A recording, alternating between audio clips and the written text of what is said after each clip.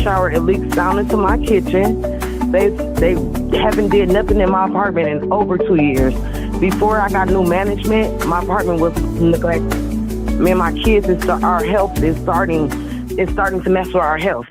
My son has asthma, and it's keep messing with his health. It's starting to irritate our eyes and everything. My doctor said I don't even supposed to be living in this apartment because the mold is so bad.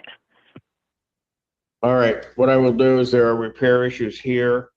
I will reserve the issue of escrow in this matter. You are to file a written answer with the court, provide a copy to plaintiff's counsel of what your complaints are. You're to do that by June 5th, 2025. So do I come to the courts and do that? Well, you can come to the court. You have to file that answer with the court. Okay, because I have pictures. I have pictures and everything. I understand, ma'am, but you're going to need to file this answer by June 5th as to what your complaints are. All right? Okay, thank you. As to all of your repair issues and all of your other complaints that you have.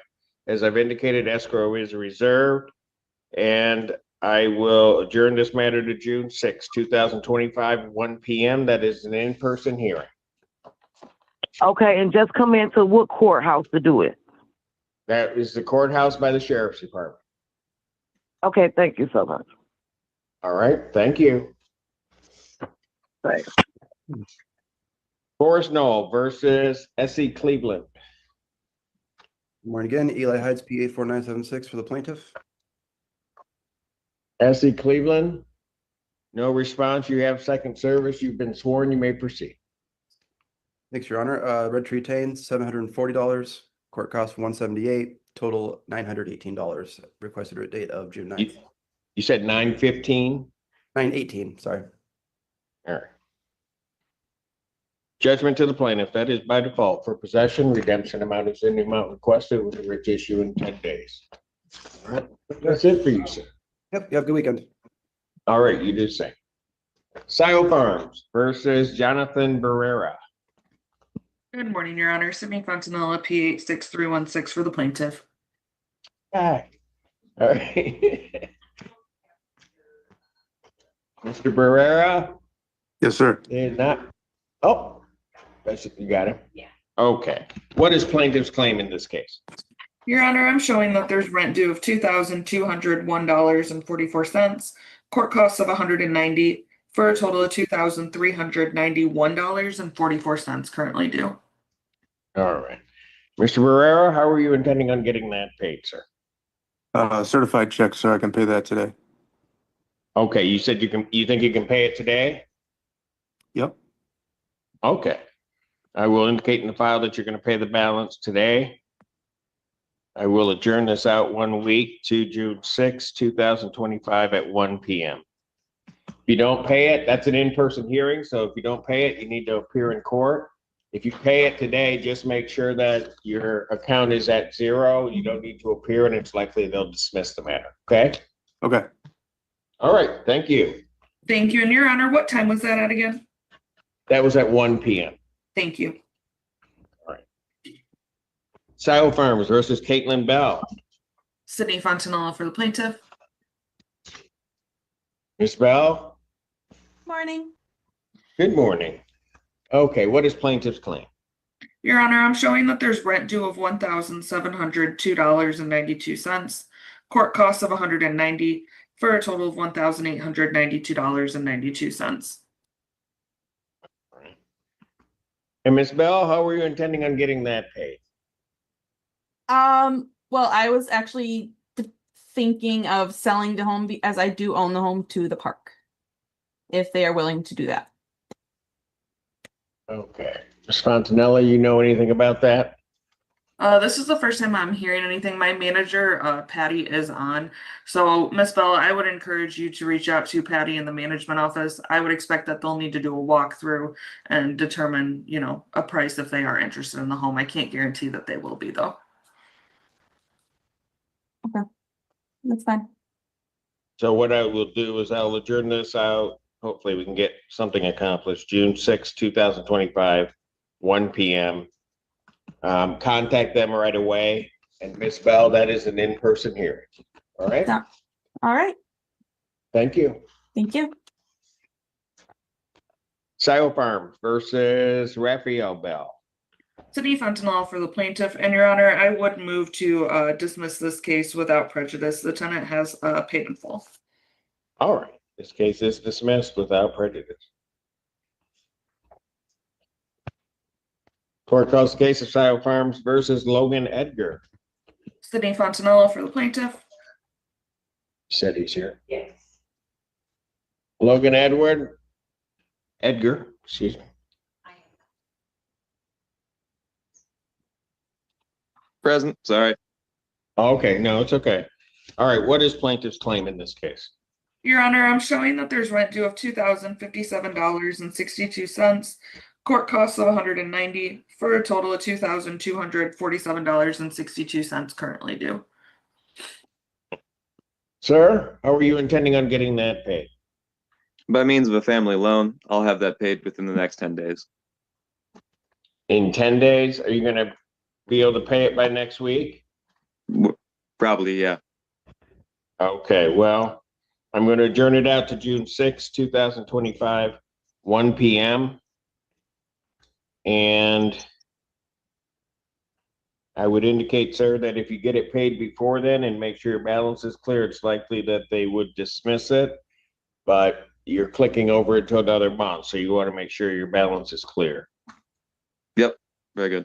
Okay, thank you. That's an in-person hearing, by the way, if I didn't say so. All right, thanks, sir.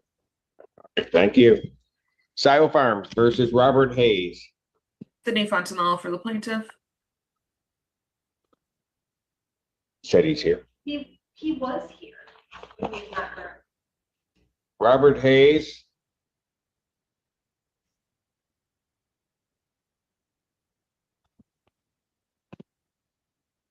You said he was here Yeah, he absolutely was here. and just dropped, or? I don't know when. Oh, pardon? The rest of his body is hers. It's, what I'm gonna do is, let me pass that one, see if they sign back in. Sounds good. Sile Farms versus Jennifer Knight. Sydney Fontanella for the plaintiff, Your Honor. Jennifer Knight. You have her?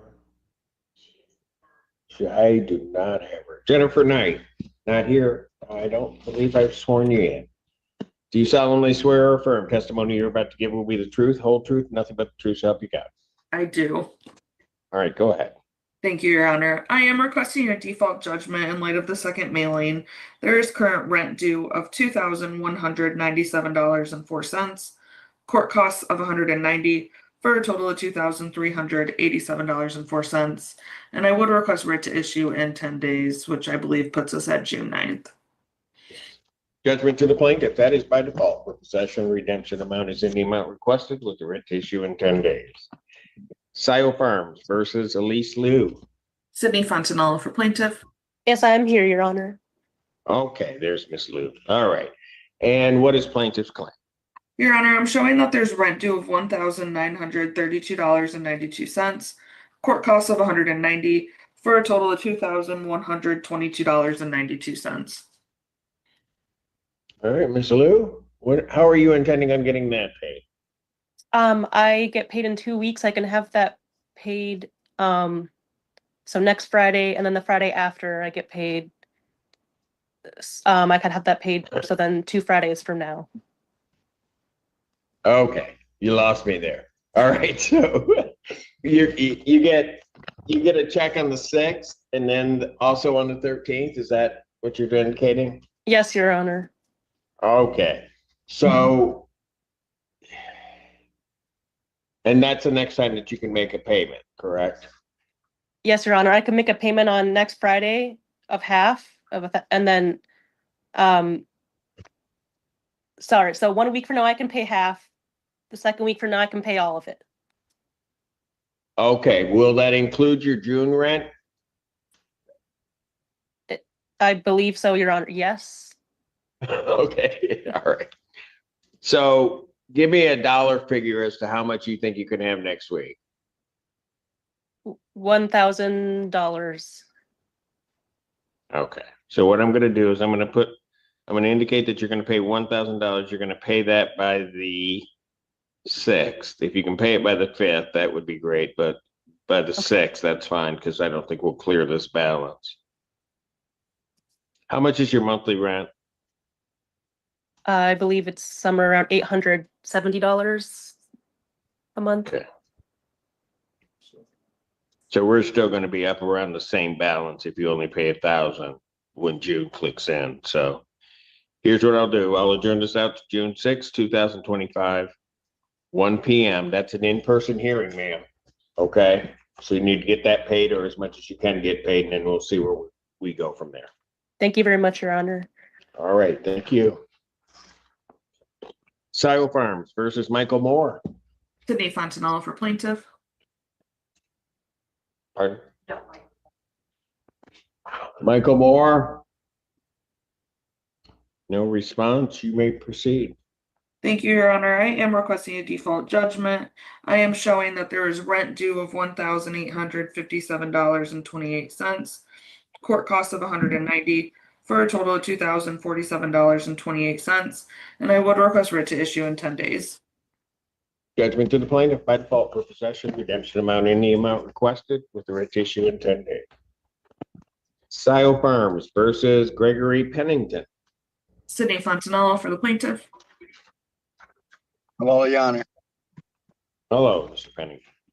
All right, what is plaintiff's claim in this case? Your Honor, I'm showing that there's rent due of $1,611.73, court costs of $190 for a total of $1,801.73 due. All right. And sir, how are you intending on getting that paid? I'm going to today after work. I get out of work. I'm going to give them $800 today, and then next Friday I'm going to have the rest. So you're going to pay $100 today? No, 800. 800. I'm sorry. All right, Yeah. 800 today, and then by next Friday you intend to have the balance of that amount paid. What about Yes. your June rent? Yeah, it's going to take me like a week or so because I got a little behind because I had car repairs and Okay. I'm just trying to catch up. Like I said, I'm trying to work all the overtime I can where I try to volunteer as much as I can at work, so I can get much of it. I got you. Yeah. So you think you're going to have about 800 today, and then about 1,000 by next week? Correct, Your Honor. All right. So I'm going to mark the file that you're going to do that. But since you're not paying it before the end of the next month, this case will continue on because we got to figure out what to do with June rent. What's your monthly rent? I do this $1,294, I do believe. That's not including my water bill or nothing. Got it. Okay. So if you get that all paid, we're likely going to be around that same figure, but we'll figure it out where we go. But you got to make those payments. Okay. Yeah, that's why I'm trying to get it sooner because I'm like I said, it's been a couple months I've been behind, but I'm trying to get it progress more, get closer and closer to my due date, instead of so far behind like this. I got you. I Okay, appreciate so it. I'll adjourn this out to June 6, 2025, 1 p.m. Sir, that is an in-person hearing.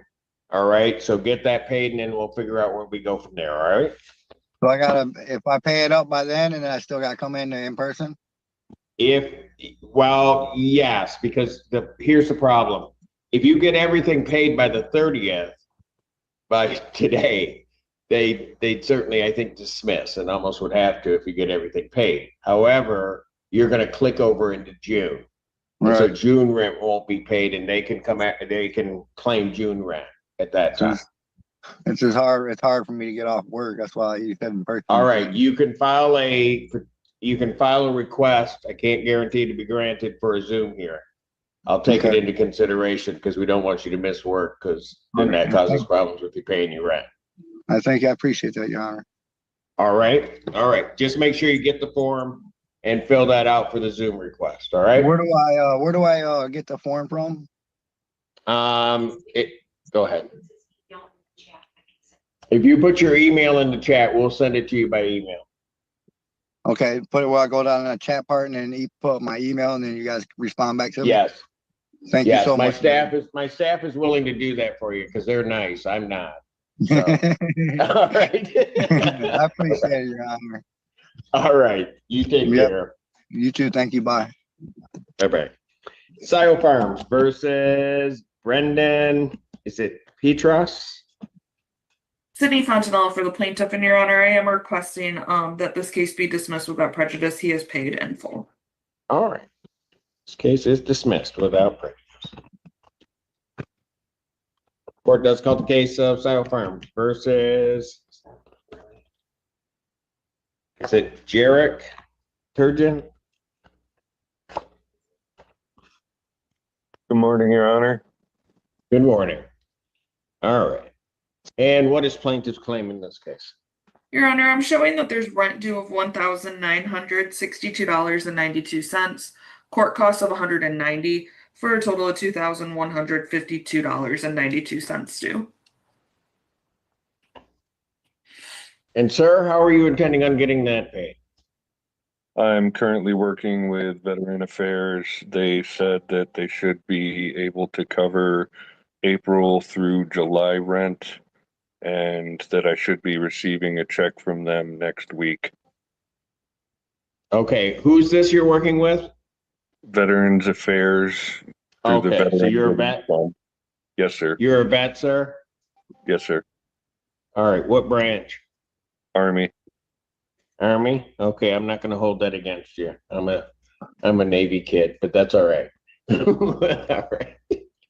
Okay, so you're working with Veterans Affairs and they said they're gonna pay your back rent. Do you know if they're gonna pay anything forward on it or anything? Yes, sir. They said they'll pay June and July as well. Okay, so they're trying to work all of that out for you. And you think that check is gonna arrive next week? Yes, sir. That's what I was told. Okay, so here's what I'll do. I'll adjourn this out June 6, 2025 at 1 p.m. That's an in-person hearing. I'm sure if they get the check and June's paid, they'll dismiss the case out and everything, so you won't have to appear. But if the is the check coming to you or to your landlord? They Should said go to that they'll bring it, they should be getting it to me and then I'll drop it off. And then you'll have to pay it off. Okay, so if everything's paid, including your June rent, you don't have to appear next week. But if it's not paid, it'll be an in-person hearing and you'll need to appear. Okay. All right? All right. Thank you, sir. All right. Have a good day, Your Honor. You do the same. Scio Farms versus Melanie Wackenhut. And Michael Wackenhut. Sorry, counsel. Sydney Fontanella for the plaintiff, and Your Honor, I am requesting that this case be dismissed without prejudice. The tenants have paid. Case is dismissed. That's without prejudice.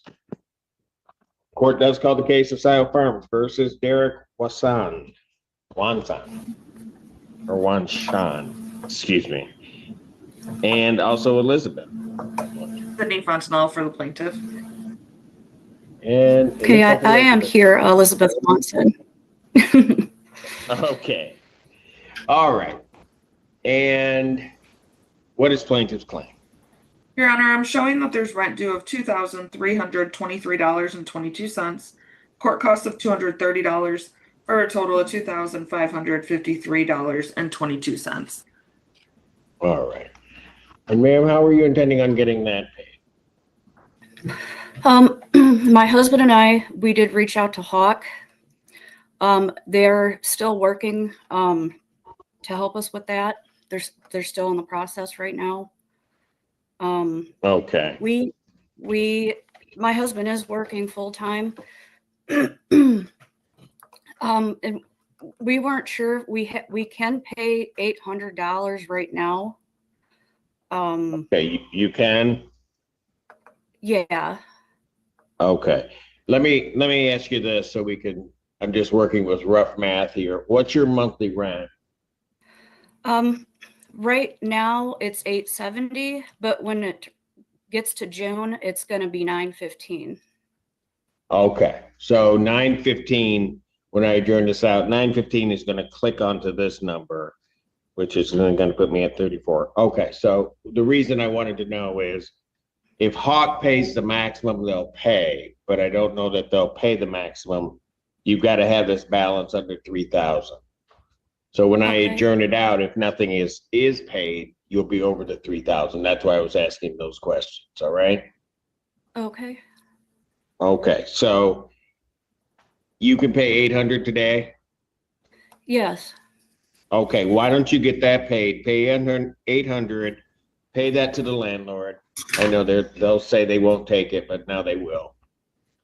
Because Patty's Okay, here. She's gonna that take be- she'll take your money. All right. Okay. Okay. So pay the 800. Then I will adjourn this out to June 6th, 2025, 1 p.m. That's an in-person hearing, okay, ma'am? So, Okay. and then we'll try to figure out where you're going. Hopefully we'll have some news from Hawk also. All righty. Okay? All right. Thank you. You have a great weekend. Thank you. You too. Scio Farms versus Danielle Williams and Daniel Blethyn. Sydney Fontanella for the plaintiff. Either party here. Williams, Blethyn. Blethyn. There, Blethyn. No, that's right. Neither party's here. You may proceed. Thank you, Your Honor. I am requesting a default judgment.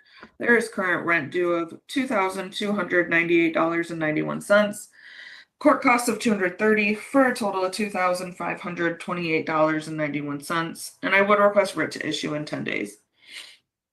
Judgment to the plaintiff. That is by default. Possession, redemption amount, any amount requested with the writ issued in 10 days. Valley Ranch versus Kimberly Irizarry, maybe how it's pronounced, and really Hassan Akutrani. Sydney Fontanella for the plaintiff, Your Honor. Good morning, Your Honor. Good morning. How Okay, are you? I butchered your name. Tell me Don't how I even worry pronounce about it. It's typical. It always happens. it. All right. Okay. All right. What is plaintiff's claim in this case? Your Honor, I'm showing that there's rent due of $1,859.14.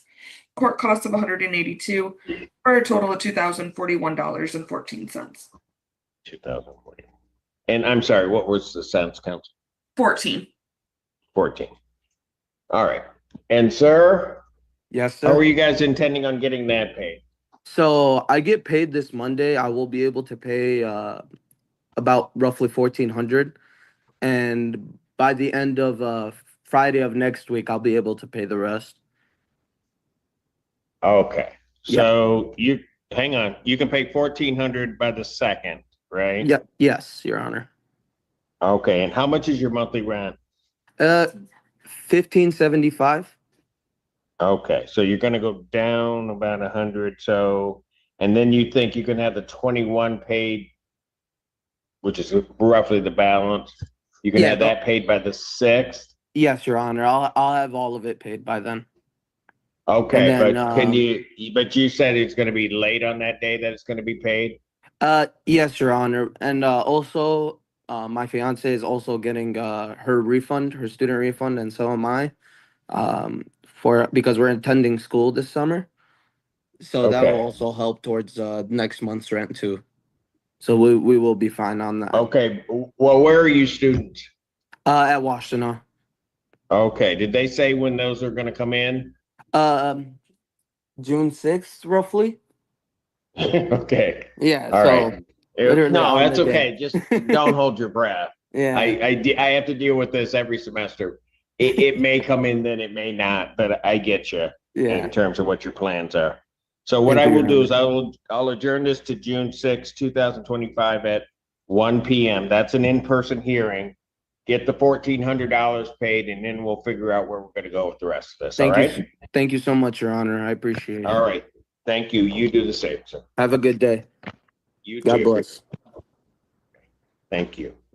Scio Farm versus Robert Hayes. Sydney Fontanella for the plaintiff, Your Honor. Did not come back. All right. I'll let you proceed and take it to fall. Thank you, Your Honor. I am showing that there's rent due of $1,088.36. court costs of $190 for a total of $1,278.36. And I would request for it to issue in 10 days. Judgment to the plaintiff. That is by default for possession, redemption amount in the amount requested with a writ issue in 10 days. I think that's all I have for you, Sydney. Yes, you'll see me this And afternoon. Patty, because she's becoming a fixture here. So, all right. All right. Sydney, take care of yourself. Great I'll see seeing you. Yeah, I'll see you this afternoon, Your Honor. You're stuck with me all day. Okay, fantastic. All right, Patty, take care. Always a pleasure. I'll be at 2 o'clock as well. Okay, take care. All righty. 14A stands in recess.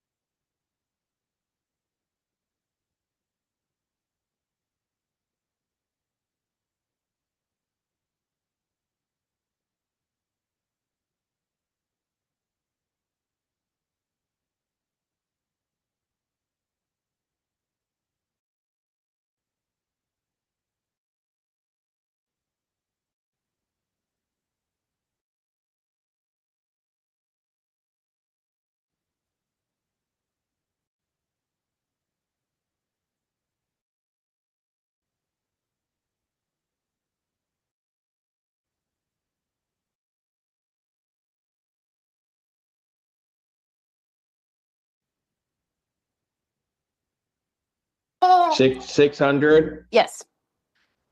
Okay, so I'm going to indicate you need to pay 600. You need to pay that by the 5th. Okay. So that we can have record of it. Okay. Okay. And then we'll see. What's your monthly rent?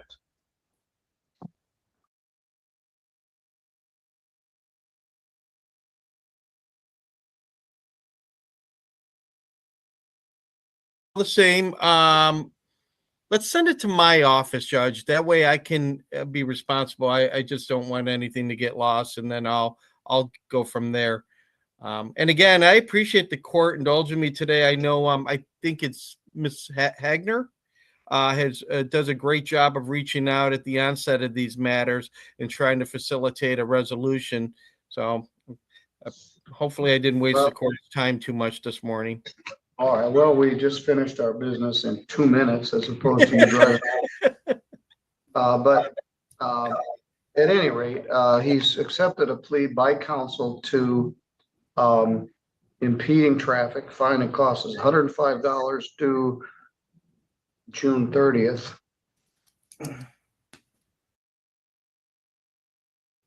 And we will send the notice to the attorney office. Thanks, Judge. All right, thank you. You can go on about your vacation business. Thank you. You have a great weekend and stay safe. All right, thank you. Thank you. All right, so we got one. We've also got a guy who's representing himself. Let me see if he's here.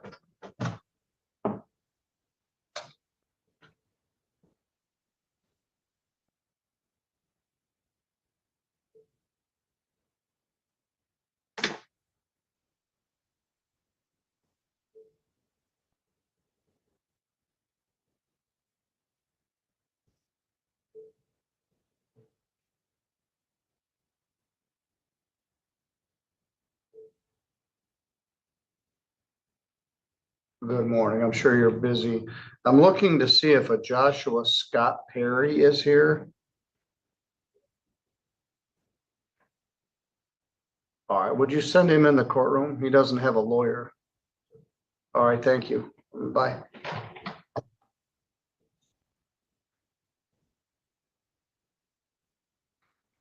Whoa.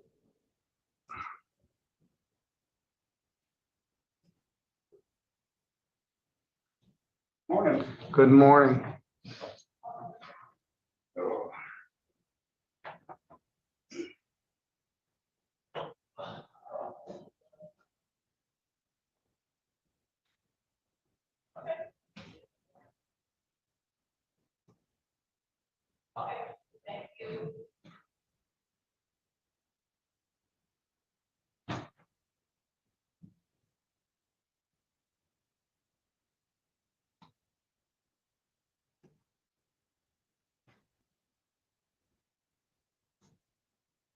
Well, your case didn't make it into my queue.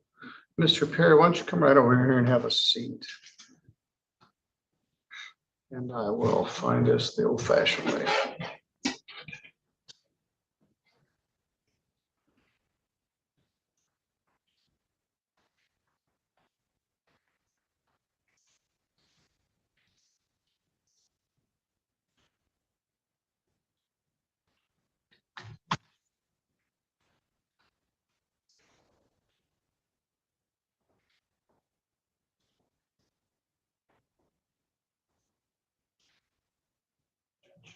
Mr. Smith, here, I know you're supposed to see him, but All right. bring that to you.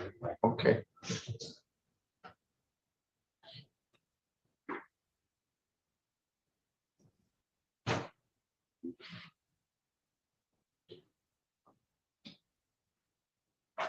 Good luck. I'll see you on Tuesday.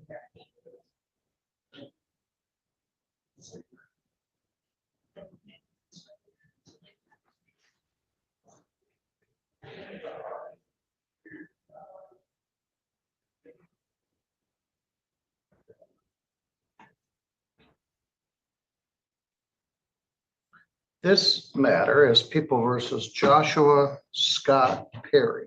That's you, sir? Yes, sir. I met you before at your arraignment. You pled not guilty on the charge of driving suspended. Driving suspended is certainly one of our most mere common offenses. You got a ticket at 1:23 a.m.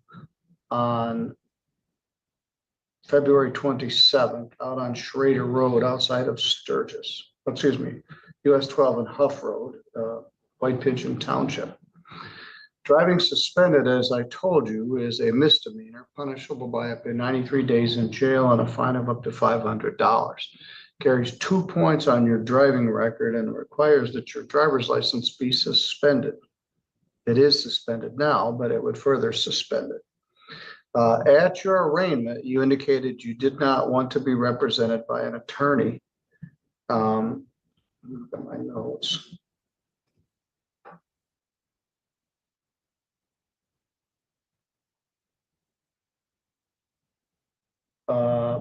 I set the pretrial for today.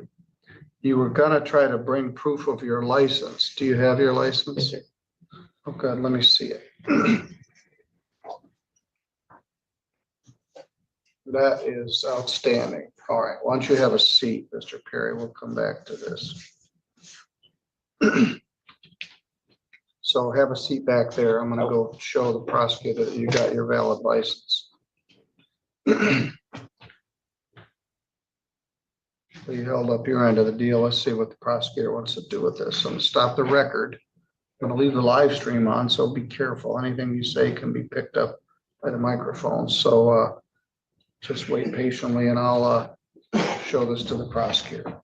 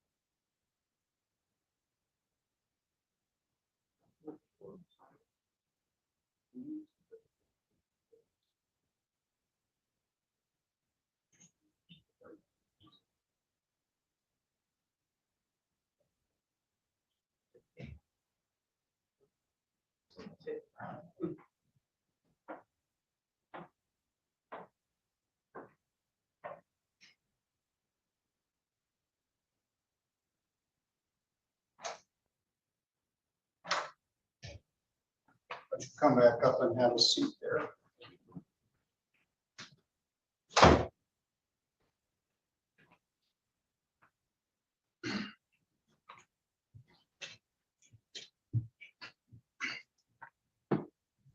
All right, we'll go back on the record. The live feed is still on.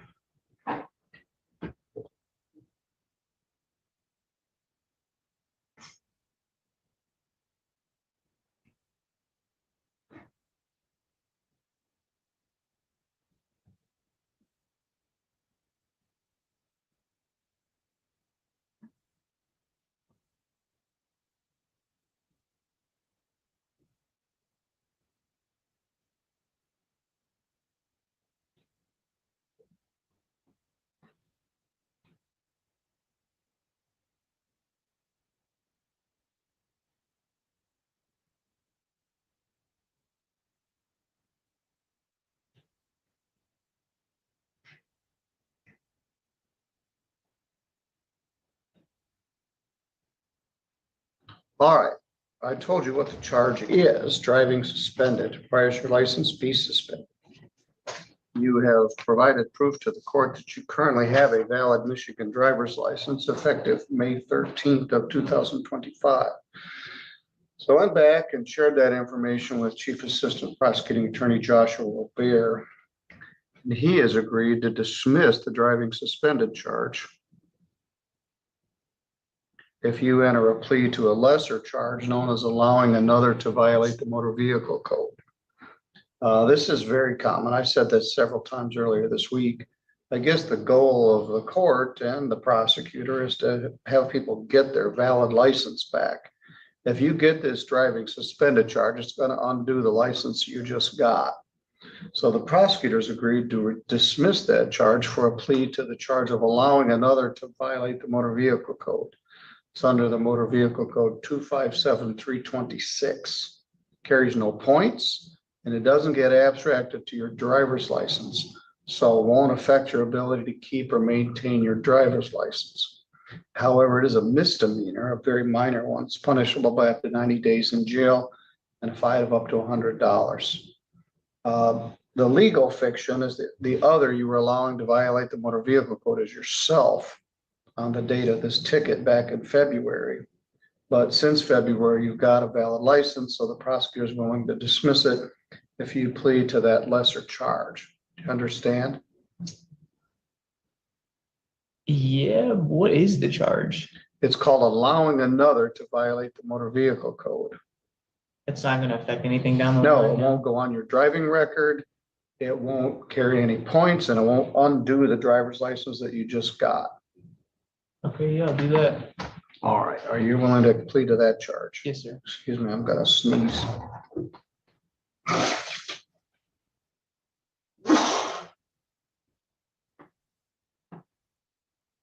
Ooh, I had several bad ones this morning right before we started. All right, then we threaten you to get you to plead to that charge? No, sir. Or promise anything? No, sir. Now, it's a pretty good deal. They do this a lot. When people come in with a valid license, they'll very often dismiss the underlying charge to let them keep their license. So as I said, you held up your end of the deal. You did what you needed to do to get your license back. So, do you understand that by pleading to that charge, you'll be giving up the right to have a trial in front of a judge or jury that will not be at trial? Yes, you understand? If you had a trial, you'd have the right to be represented by an attorney. You could also represent yourself if you wished, but if you could hire an attorney, or we could have appointed one for you. If you had a trial, you'd have the right to have any of the witnesses for or against you subpoenaed to come to court so they could be questioned under oath. You'd have the right to take the witness stand and testify on your own behalf, but you don't have to, because you have a right not to testify. And if you did not wish to testify, the judge or jury could not hold your silence against you. And you have the right to be presumed innocent unless the state was able to prove your guilt beyond a reasonable doubt. Understand? Yes, sir. And were you driving that day on February 27th? And at that time, was your license suspended? Yes, I think so. Yeah, you had lots of points. Where were you going at 1:30 in the morning? I got into a fight with my girlfriend, and she took off and I took off after her, and we went to that. We both ended up going home. Okay, Stupid stuff. stupid stuff. Sometimes when you make a dumb mistake, the best thing is to own it and get over with it. Yeah. $75 fine, $75 crime victims' rights fee, and a $50 state minimum fee. $200. And that's due June 30th. Can you pay the fine by then? Yes, sir. All right, let me repeat, this won't go on your driving record and shouldn't affect your ability to keep or maintain your license.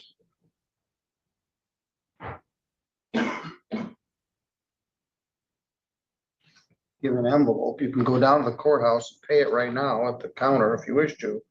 But within 30 days, you need to send in a check or money order or bring in cash, or you can also pay using the credit card online. All right.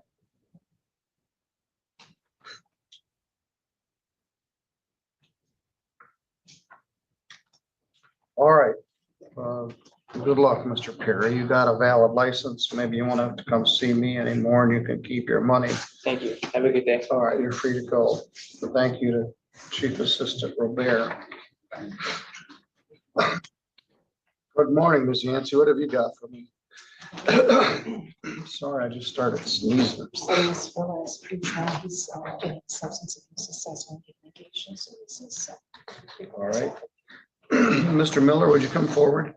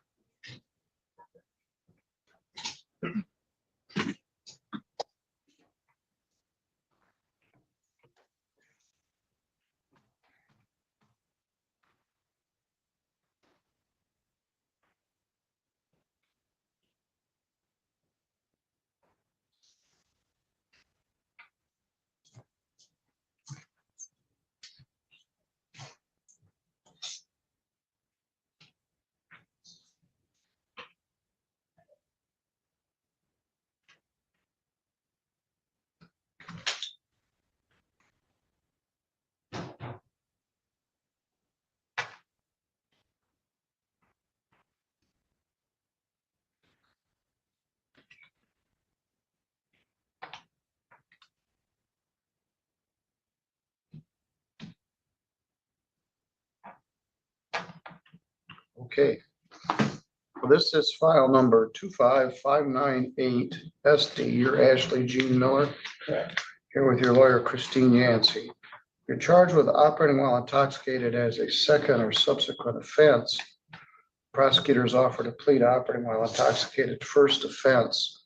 I don't know if this is a sobriety court type of case, but Ms. Yancey indicated that you're going to get a substance abuse assessment, gather some further information. You'd ask me to set this for a final pretrial. Yes, Your Honor. All right, Mr. Miller, it doesn't appear that you owe us any money. And you always appear when you're supposed to. You still live on Crooked Creek Road? Yes. All right, your bond is continued. I'll set this for a pretrial. It'll be at a Thursday afternoon, probably at 2 o'clock. I don't yet know the date, but we'll contact your attorney and see what comes up with your assessment and other information. Christine, do you want a sobriety court referral on this? Or are you trying to determine? I may, I like to just see what's recommended first. Thank you. I'll give you the form in case you're interested in seeing where the assessment takes us. The other case is 2017. Okay, well, we'll see where this goes. All right, you're good to go, Thank Mr. you, Your Miller. Honor. Mr. Cap, good morning. Have you spoken with your lawyer yet? Yes, sir. Okay.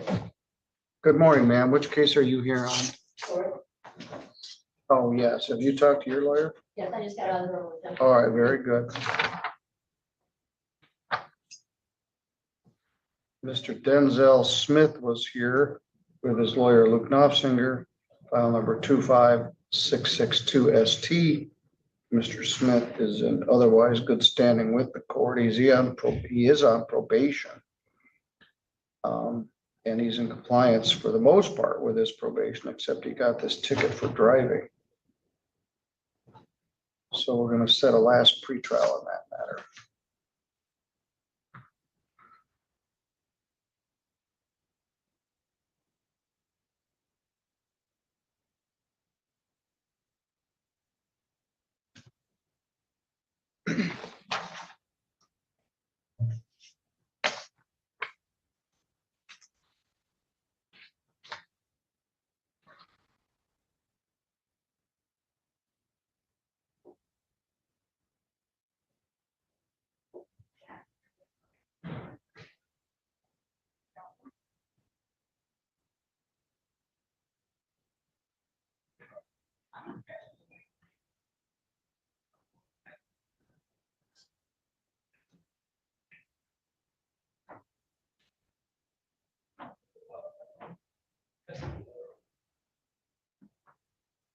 All right, that's 5 cases we've addressed. I'm not sure. I came back to Michigan and started sneezing. Yeah. Yeah, welcome back. Do you have Destiny Ford? Yes, She's here. yes, sir. And I have Mr. O'Shea too, Okay, and I have all of your fingerprints done. thank you. I'll stop the record. The live feed is on. See if they bring any other customers in. Would you like me to take the paperwork into Ms. Oh. Lupita?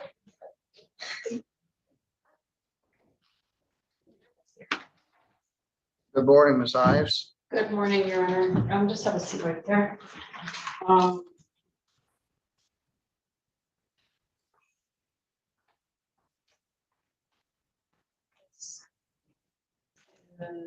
Ms. Hahn. Miss Hannah Bailey, that she's planning on doing a plea, like Okay. Mr.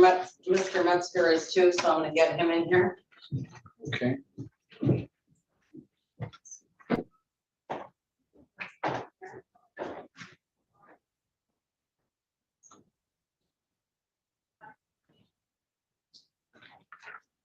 I'll turn the record back on.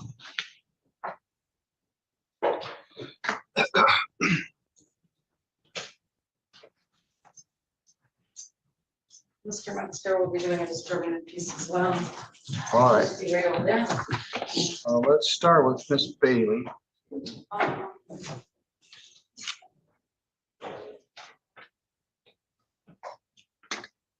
Let's see if these made it into my queue.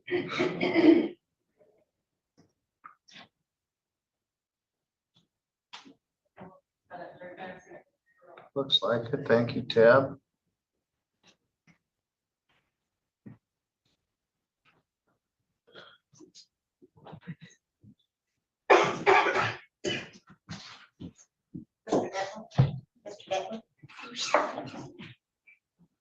Thank you.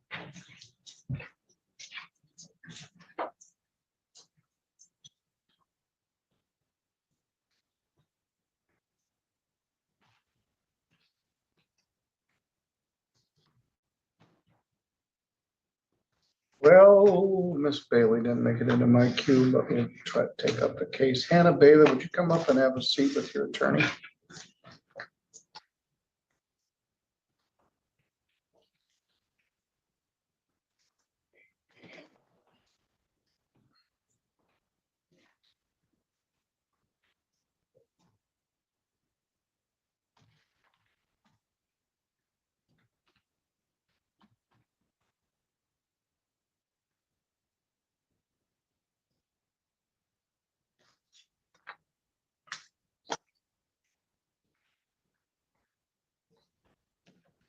Blower is on. It's very loud, but it's quiet here now.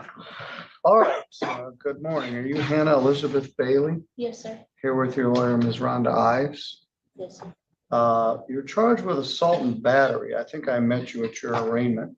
The allegation is that on August 8th in the village of Centerville, you assaulted someone named Elizabeth Reed. That's a misdemeanor. It's punishable by up to 93 days in jail and a fine of up to $500.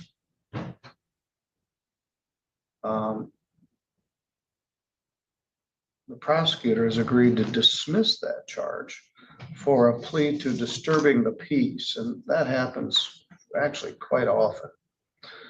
Disturbing the peace is a misdemeanor. It's a minor one. It's punishable by up to 90 days in jail and a fine of up to $100. I tell people a lot, disturbing the peace doesn't matter who was right or wrong or who started it. Was there a quarrel, argument, or disturbance in a public place? My recollection is you and this other woman were at Keystone and you got into some sort of a dispute. Ms. Ives, is your client going to plead to disturbing the peace? Yes, Your Honor. Is that true, Miss Bailey?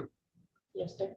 All right, so there's another one here, Mr. Metzger, and anybody else that's here for a plea. Let me go through the rights. Do you understand that if you do plead to this charge, even though I have a scratchy voice, you'll be giving up your right to have a trial in front of a judge or jury? That will not be a trial. Do you understand that? There won't be a trial if you plead guilty. Do you understand? Yes, sir. If you had a trial, you'd have the right to be represented by an attorney, and Rhonda Ives is here on your behalf.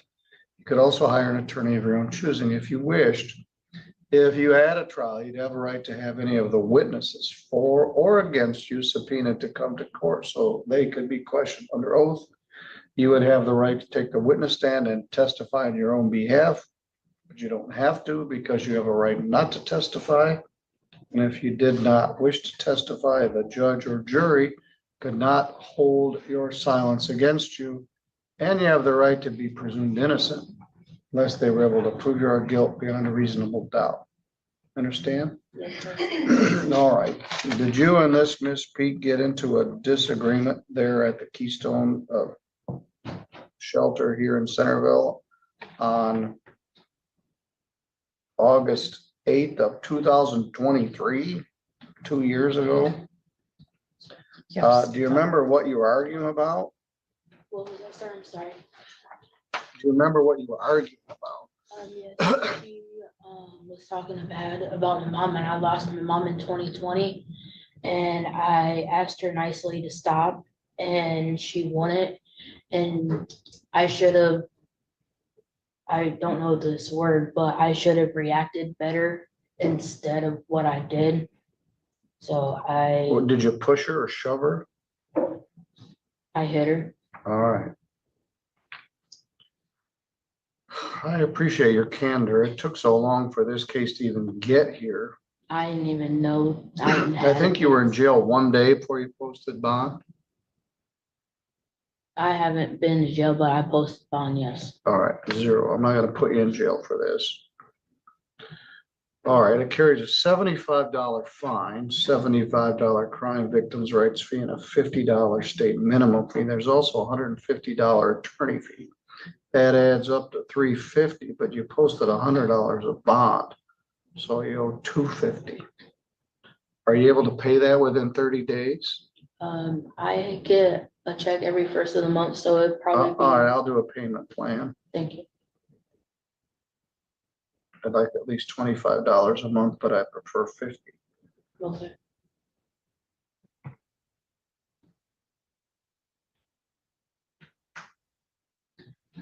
Hitting somebody is assault and battery, but it's also disturbing the peace.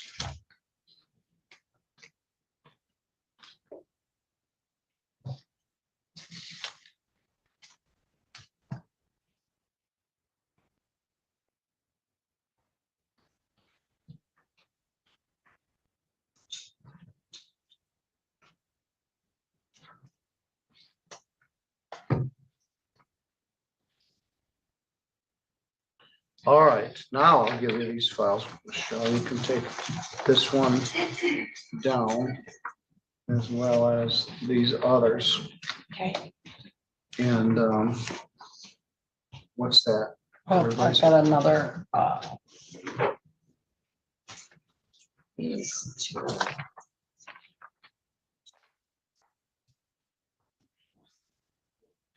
All right, Mr. Metzger, would you come up and have a seat?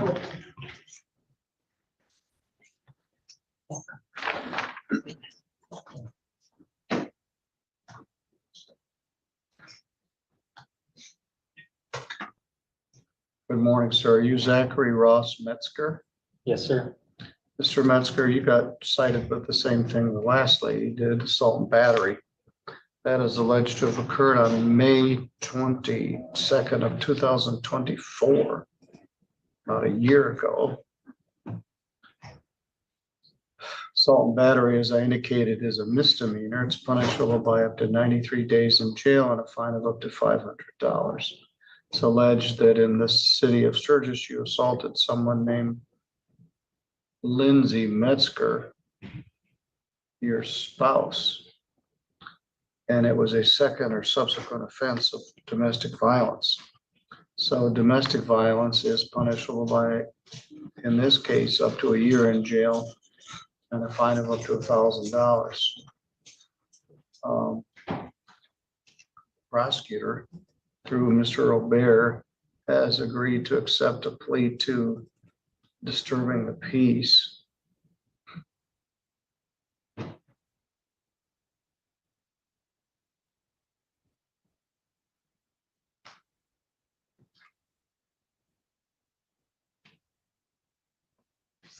You and your ex-wife got in a dispute at the school.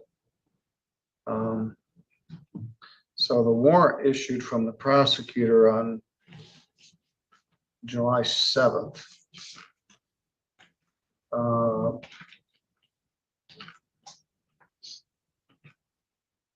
have a request of a notice for sentencing from the victim. So I have to set this for sentencing on a different date. But let's talk about this. You heard me go through the advice of rights. You understand you have those same rights? Yes, sir. Other than that, did anyone promise you anything to get you to plead to this? No. Or threaten you? No, sir. All right. Did you and your wife or ex-wife get into an argument at in front of the Wall School on that day? Yes, we were at the baseball fields and we got into a verbal argument with each other. Sounded like it got more than verbal. Her glasses got broken and. That was her spouse, Nicholas Wilson. And that All should right, be let me make sure I got my facts straight here. in that report. Yeah, just to be fair, I didn't hit her at all. Lindsay Metzger and husband Nicola Wilson, victim Wilson, he was involved in a verbal education with her ex-husband Zachary Ross Metzger. When Zachary headbutted Nicholas in the face. So you got in the quarrel with your ex-wife's current husband? Your Honor, my client denies any type of physical altercation. Well, He all right, does but an admit that- argument at a baseball game, I guess, would be And- sufficient for disturbing the peace. And there were profanities exchanged. Okay. Let me see here.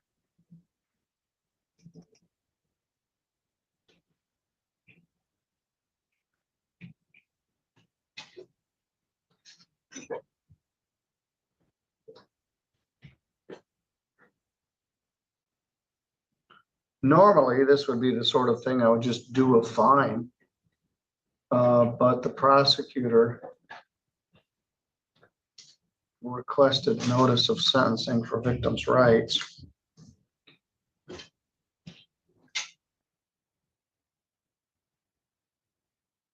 Rhonda, do I have you set for anything? I believe so. I think I am back here.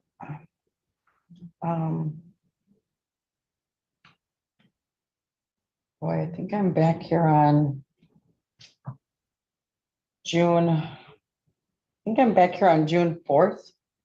In front of you for. Oh, no, I've got on Wednesday, June 4th, I'm with Judge Pattison at 11 a.m. Let me see what I've got that morning. Normally, I would just do the fine, but the law requires if there is a victim notice request that I adjourn the matter at least 10 days. Well, June 4th won't be 10 days, but it'll be close enough before. Are you missing work right now, Mr. Metzger? Yes, sir. Where do you work? I work at Farm Burwood Ltd. It's like a mouse and rat farm in Sturgis. It's on Kelly Road. I actually went in quite early this morning to try and cover up for some of my hours. All right. And I will note that I did turn myself in as soon as Yeah, I- this is the sort of thing I don't imagine that it's gonna be a, Your Honor, I'm also here on June 16th with you at 10:30 a.m. Samantha Hoff.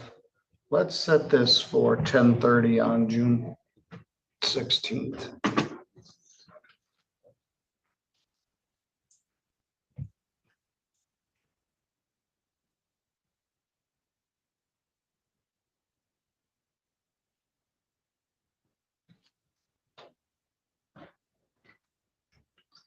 In fact, that's a year later. I'd be surprised if the victim even shows up. She currently resides in Well, Florida. she's not the victim. He is too. He resides in Florida as well. All right. So I think we're just gonna do this. It just means you have to come back, and for that, I'm sorry. I understand.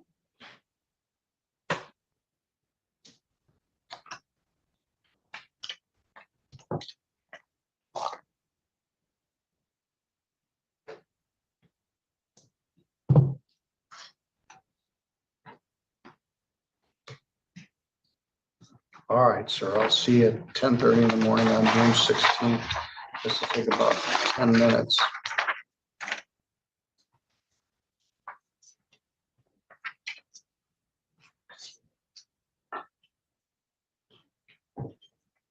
All right, you're good to go, sir.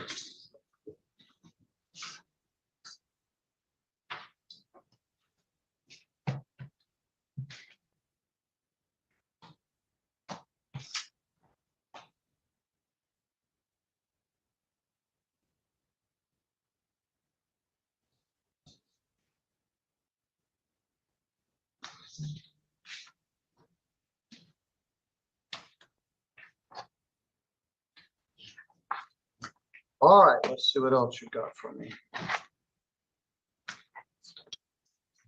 The other two, Your Honor, are both going to be set for final pre-trials. Maria Hahn, Yeah. I'm retained on this matter, Your Honor. okay.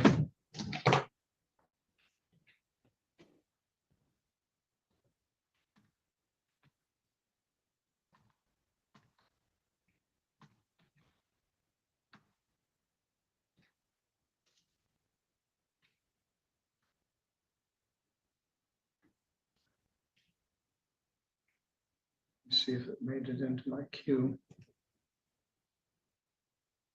I like to touch base with the people that we do set for last pretrial. Sometimes they owe us money. Sometimes they may have an open warrant. And I just want to reconfirm the terms of the bond. Ms. Hahn does not owe us any money.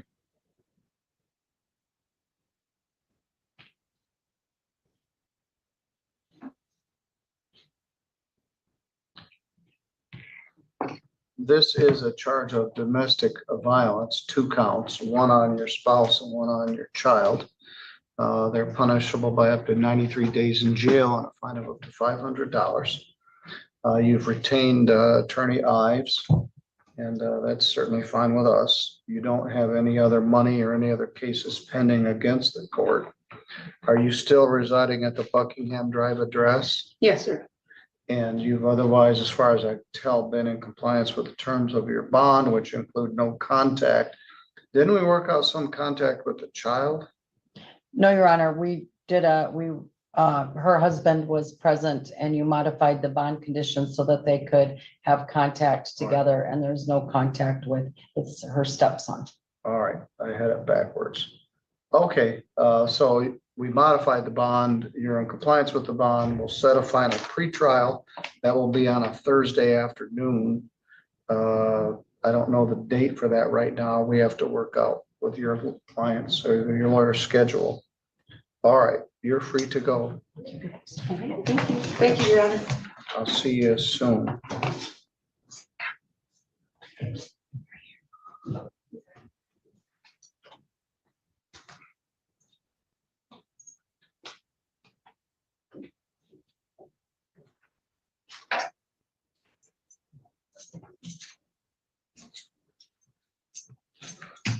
good.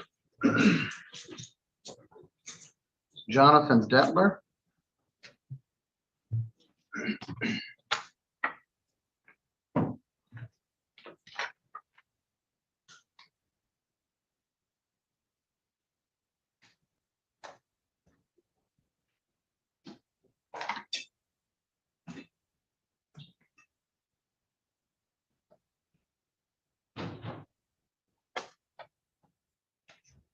Good morning, sir. Are you Jonathan Matthew Detler? Yes, sir. Mr. Detler, you're also charged in a domestic violence case. The allegation is that on January 11th, you assaulted a resident or former resident of your household, Diana Holst. Let's see if you owe me any money.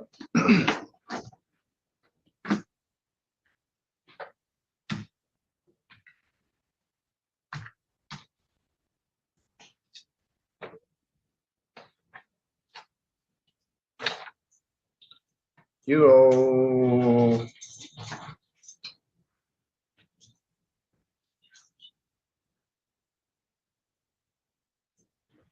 several driving charges.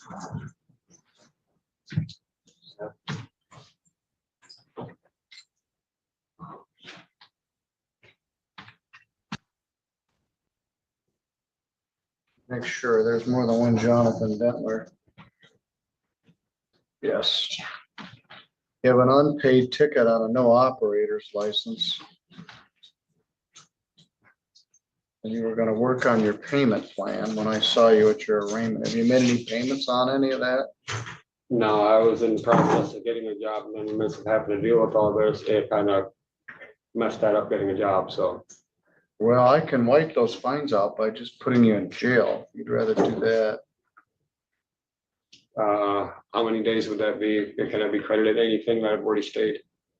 Yeah, about 900 days. I don't know. You blew off these old files I talked to you about at your arraignment. And so far, you haven't paid 1 cent. Well, Your Honor, I'm going through a lot of mental stuff. I've got appointments at Pivotal I'm going to. My next one's on the 5th to get medications, to try to start helping with all of that. Life's kind of hard right now.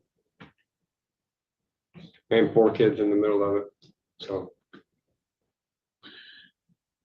All right, let's talk about your traffic stuff.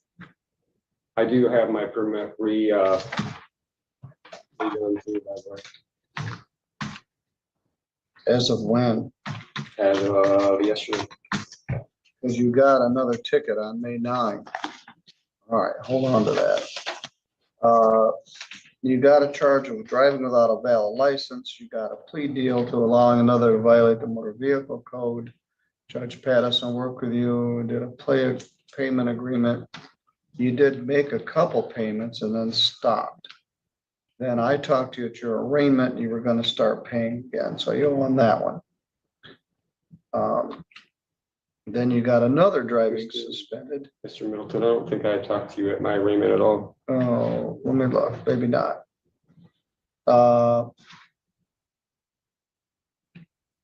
You got the next one, $225 fine. So far you paid nothing on that. That was from September of 24. Then you like that so much, you got another ticket while you're on bond for this case for driving. When was all of this? This was May 8th of 2025. You were charged with driving with your license expired.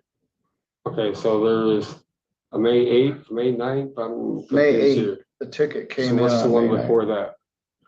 The one before May 8th is just this month. The one before it was September of 24. And the one before that was in 2023. So that new ticket hasn't even really made it into the system yet. So we'll deal with that. How'd you get here? I drove. But you have a valid, Yes, sir. let me see it.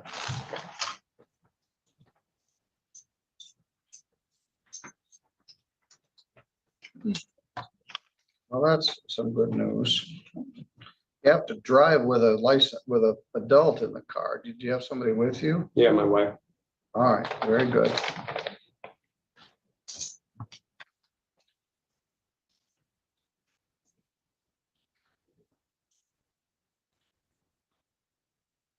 And who is Diana Holst to you? That's my mom. I would also like to add that there are paperwork that has been filed to have charges dropped. I don't know if the court is aware of that. No, that's up to the prosecutor, but I'm going to set this for a final pretrial. I'd like you to stop out to the counter about making some sort of a payment plan. I can wipe the fines out with jail, but I'd rather you pay the fines.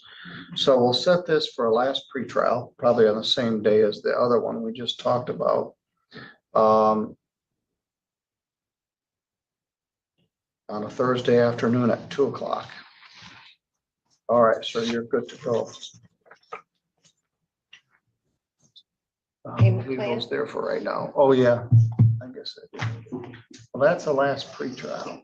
So hold on to that.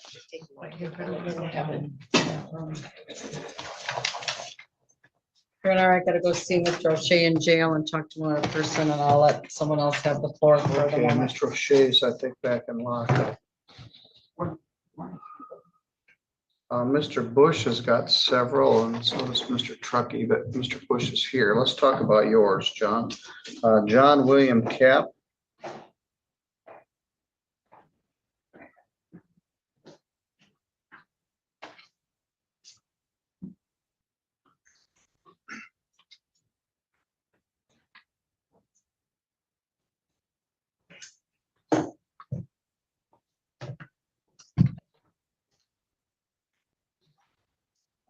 This is file 25632 ST. You're John William Cap. Yes, Your Honor. Mr. Cap, the charge here is driving suspended second offense and open intoxicants in a motor vehicle. You're here with your lawyer, Mr. John Bush. The offer was not much. Dismiss open intox for plea to driving suspended. Court, please, he has 2 files this one.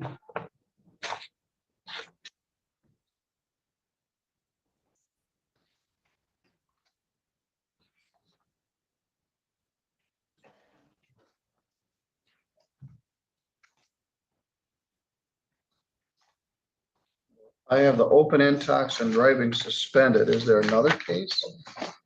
I had it as a separate file, the open intox on the City of Three Rivers case. Oh, no, okay. At any rate, same incident. One's under ordinance, one's under state Yes. statute. He's asking for a final pretrial? Yes, we're going to be checking some discovery to see if there's dash cam or a body cam. All right. And Mr. Cap, you don't need me to remind you, you got a bunch of unpaid fines and costs.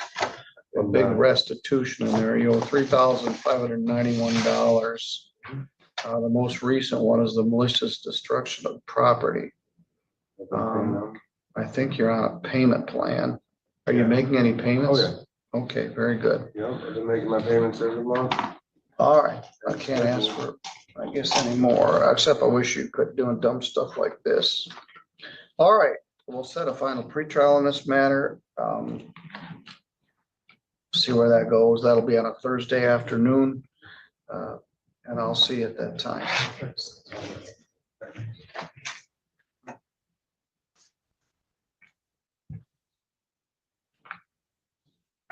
Robin Janelle Short.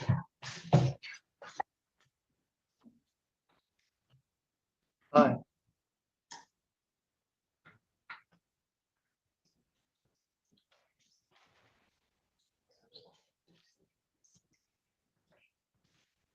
Yeah.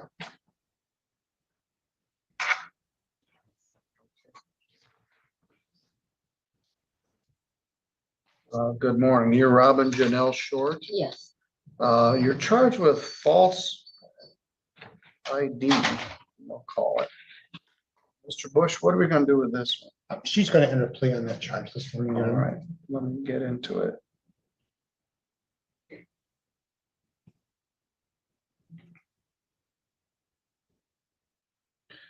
It's alleged in this file, which is 25730 ST, that on March 14th, you did furnish to a police officer false or fictitious, misleading verbal or written information about your identity while driving a motor vehicle.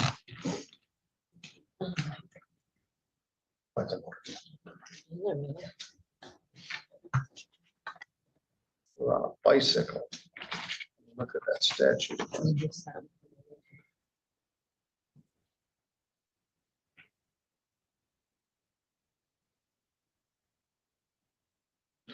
So, but I pay the mobile home too separately. Okay.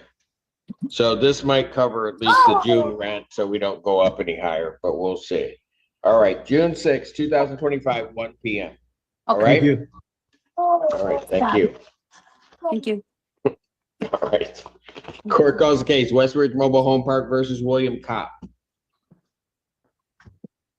Morning again, Jarrett Levine for the plaintiff. You say no? Okay. William Kopp, I do not have him. You pay for second hearing or second service. If you raise your right hand to be sworn, proceed. Do you solemnly swear or affirm testimony you're about to give will be the truth, whole truth, nothing but the truth, so help you God? Yes, I do. All right, go ahead, sir.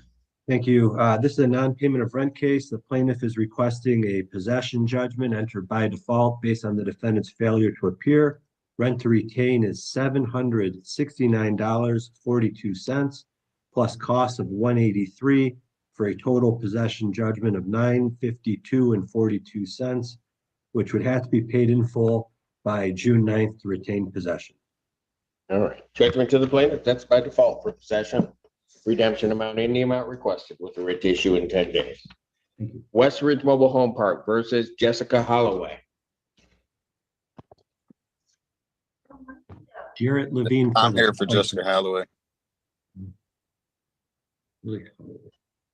And you are whom? Billy Hubbard. Do you reside in the premises? Yes, sir. Okay. All right, what's the claim in this case? Oh, for Jessica Holloway, we're showing rent of $569.35 plus cost of $183, total of $752.35. Presently doing all. All right, sir, where is Miss Holloway? She's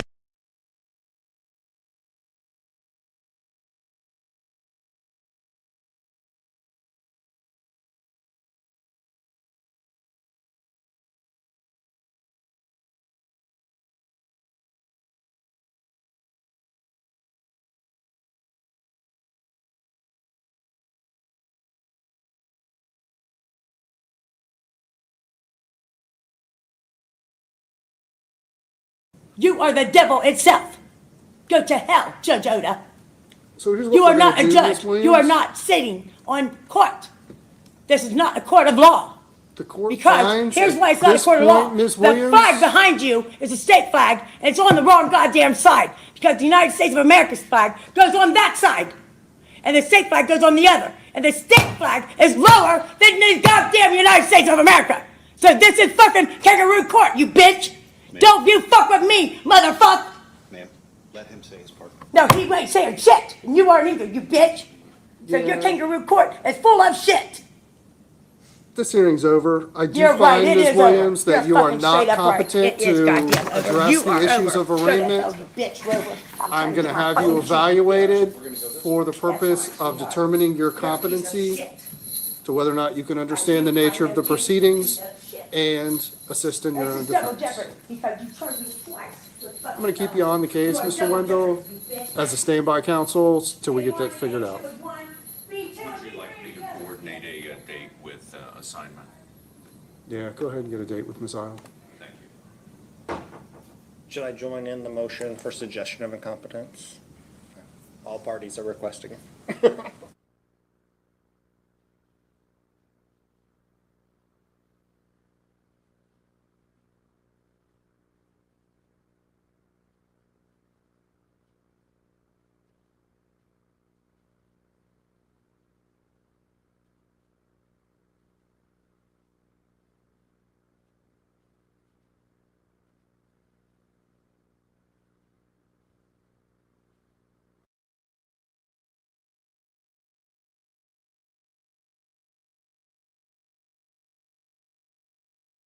at home with the children right now. Her phone's off. That's my fiance. We've lived together for the last 15 years at the same address.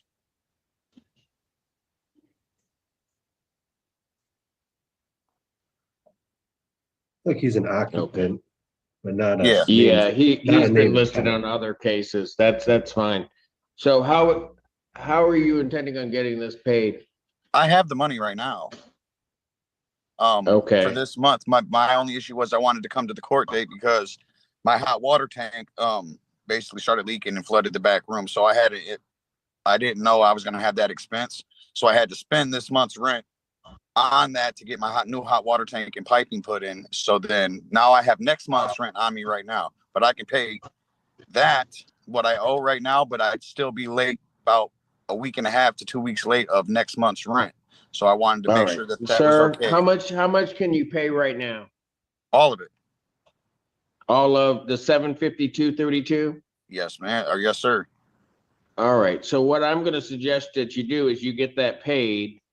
If you can get it paid before the end of today, then get that paid. This case will be dismissed, and then try to work something out with the landlord as to how you're going to get June paid. Otherwise, I what's can going to have happen June's is rent June too. will be in. Right. All right. So I'm going to indicate that you're going to pay that today. I will adjourn it out to June 6, 2025 at 1 p.m. If it doesn't get paid, then you'll need to appear in person on that date. Okay, June 6th at what time? 1 p.m.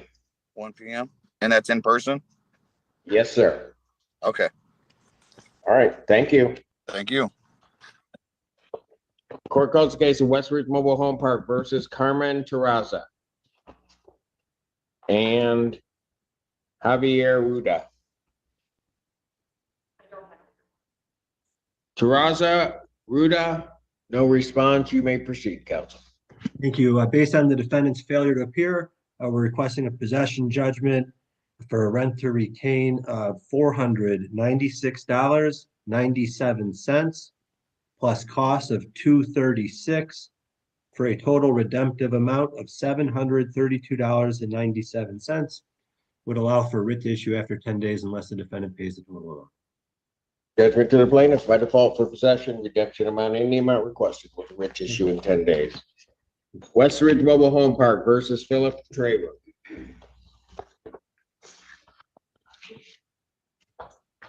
I'm here. Okay. What is plaintiff's claim, counsel? For Mr. Traver, we're showing rent due, let's see, $896.93 for rent to retain, cost of $183, total redemptive amount of $1,079.93 presently due in on. All right. And sir, how are you intending on getting that paid? Well, I've got a pretty big check. I just finished my pay week runs Friday through Thursday. So I just finished a big week and I can get I'm not 100% sure what that's gonna come out to be, obviously. My problem was the week I was gonna pay rent, I was pulled from the site that I was working at and missed out on that overtime. But I can have stuff going forward as far as next week. And I mean, I'm trying to do everything that I can, including I used your QR code up there, and I'm talking with places about rental assistance, but I'm a single male. You know, it's not easy for single males to get that. But Okay, have you contacted anybody regarding any type of assistance? I just left earlier today, the community economic development credit or counselors. They gave me something for Catholic Charities. And then I also, while I was sitting here, because I couldn't find a link to get into this Zoom meeting, so I came right to the court building. So that's where I'm at right now. And while I was sitting here waiting to come in for this, I even sent quick emails to, I guess it's called Hawk. And then another one. Let me ask you this, sir. How much do you think you can pay prior to next week? I think doing the quick math, with taxes and everything, maybe around 700. Okay, you think you can pay 700 or That'll thereabouts? be, Thursday. All right. So I'll put, you're gonna pay 700 by June 5th, 2025. I'll set this hearing for June 6th, 2025 at 1 PM. That is an in-person hearing. And right, by June 5th, what's your monthly rent, sir? I think it's the 580 plus the 480, or the 43 for the water all goes together in this place. So about 600 there, give or take? I think it's like 623. Okay. All right. So we'll see, get the 700 paid and then show up next week and we'll see where we go from here. All right, like I said, I'm trying to do everything. I even did your QR code and I was doing that while we were waiting, so I just don't know. I got you. How do I submit that? I did it on my phone with a app called Zoho. Actually, if you're at the courthouse, you can fill out that form and you can submit it to the court now if you've applied for assistance. All right, thank you. Thank you. Westridge Mobile Home Park versus Shaquille Wells. Oh, Your Honor, the Wells case is dismissed. Got a payment. Court will dismiss that case. That's without prejudice on plaintiff's motion. I'll send in orders. All right. Have a nice rest of your Good day. seeing you, sir. Judge Simpson. Good to see Take you. care. Peninsula Place versus Abby Cullen. Good morning, Your Honor. Jillian Engen for plaintiff. Abby Cullen. There's no response. If you raise your right hand, I'll let you proceed. Do you solemnly swear or firm testimony you're about to give will be the truth, whole truth, nothing but the truth, so help you God? I do. All right, go ahead. Thank you, Your Honor. This is a case for non-payment of rent. Rent to retain possession is $1,550.34. Court costs are $230 for a total of $1,780.38, and that's 80. Your Honor, was there personal service in this matter? Attached. Okay, then Your Honor, this is going to be for possession only. Plaintiff requests a writ to issue after 10 days, which I have is after June 9th, 2025. Judgment to the plaintiff, that's by default for possession, redemption amount in the amount requested with the writ issue in 10 days. Hold on one moment, counsel. Thank you. And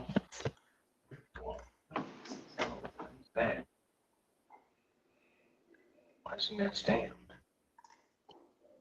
Oh.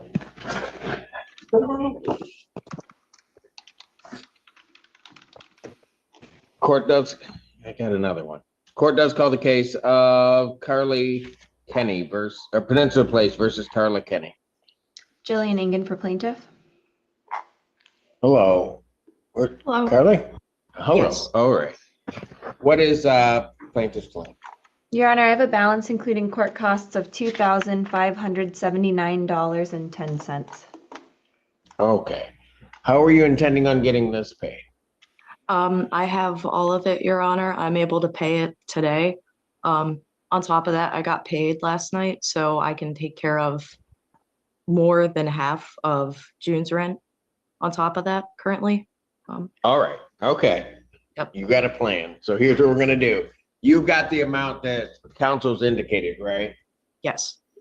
Okay. So you say you can pay that today? Yes. All right. Pay that balance today. If you get it paid by today, then the case is going to be dismissed. Okay. Okay. I will, however, adjourn it over to June 6, 2025 at 1 p.m. But you won't need to appear if you have everything for May paid up. Cool. Okay, prior to that date. So, all right. Okay. On top of that, another important bit of information. I looked and the portal for me to pay rent is actually blocked right now. I'm assuming you guys are gonna undo that in the system so I'm able to pay my rent. Well, it's not my, or these different portals work differently. I don't know, Miss. Yeah. I'm going to make a note from my client that the portal is blocked. I'm hoping that it can be opened up today. I haven't spoken with him. I don't know how it works. Okay, so here's, well, let me ask you, does Peninsula Place take payments at the office if it comes down to that? I was about to say, is there any other form of payment that we can go through with? I'm sorry. I wish I knew right off the top of my head. Okay. Let So me here's what give we'll you do. my email address Right. in the chat, and then why don't you email me and I will, that way I'm just gonna put it in the chat. It's gonna go to everyone, but. All right, Carly, if worse comes to worse, if you get that, I'm just gonna say this on the record this way, because I think that you're trying to pay it. I don't know this locking in the portal thing, whatever.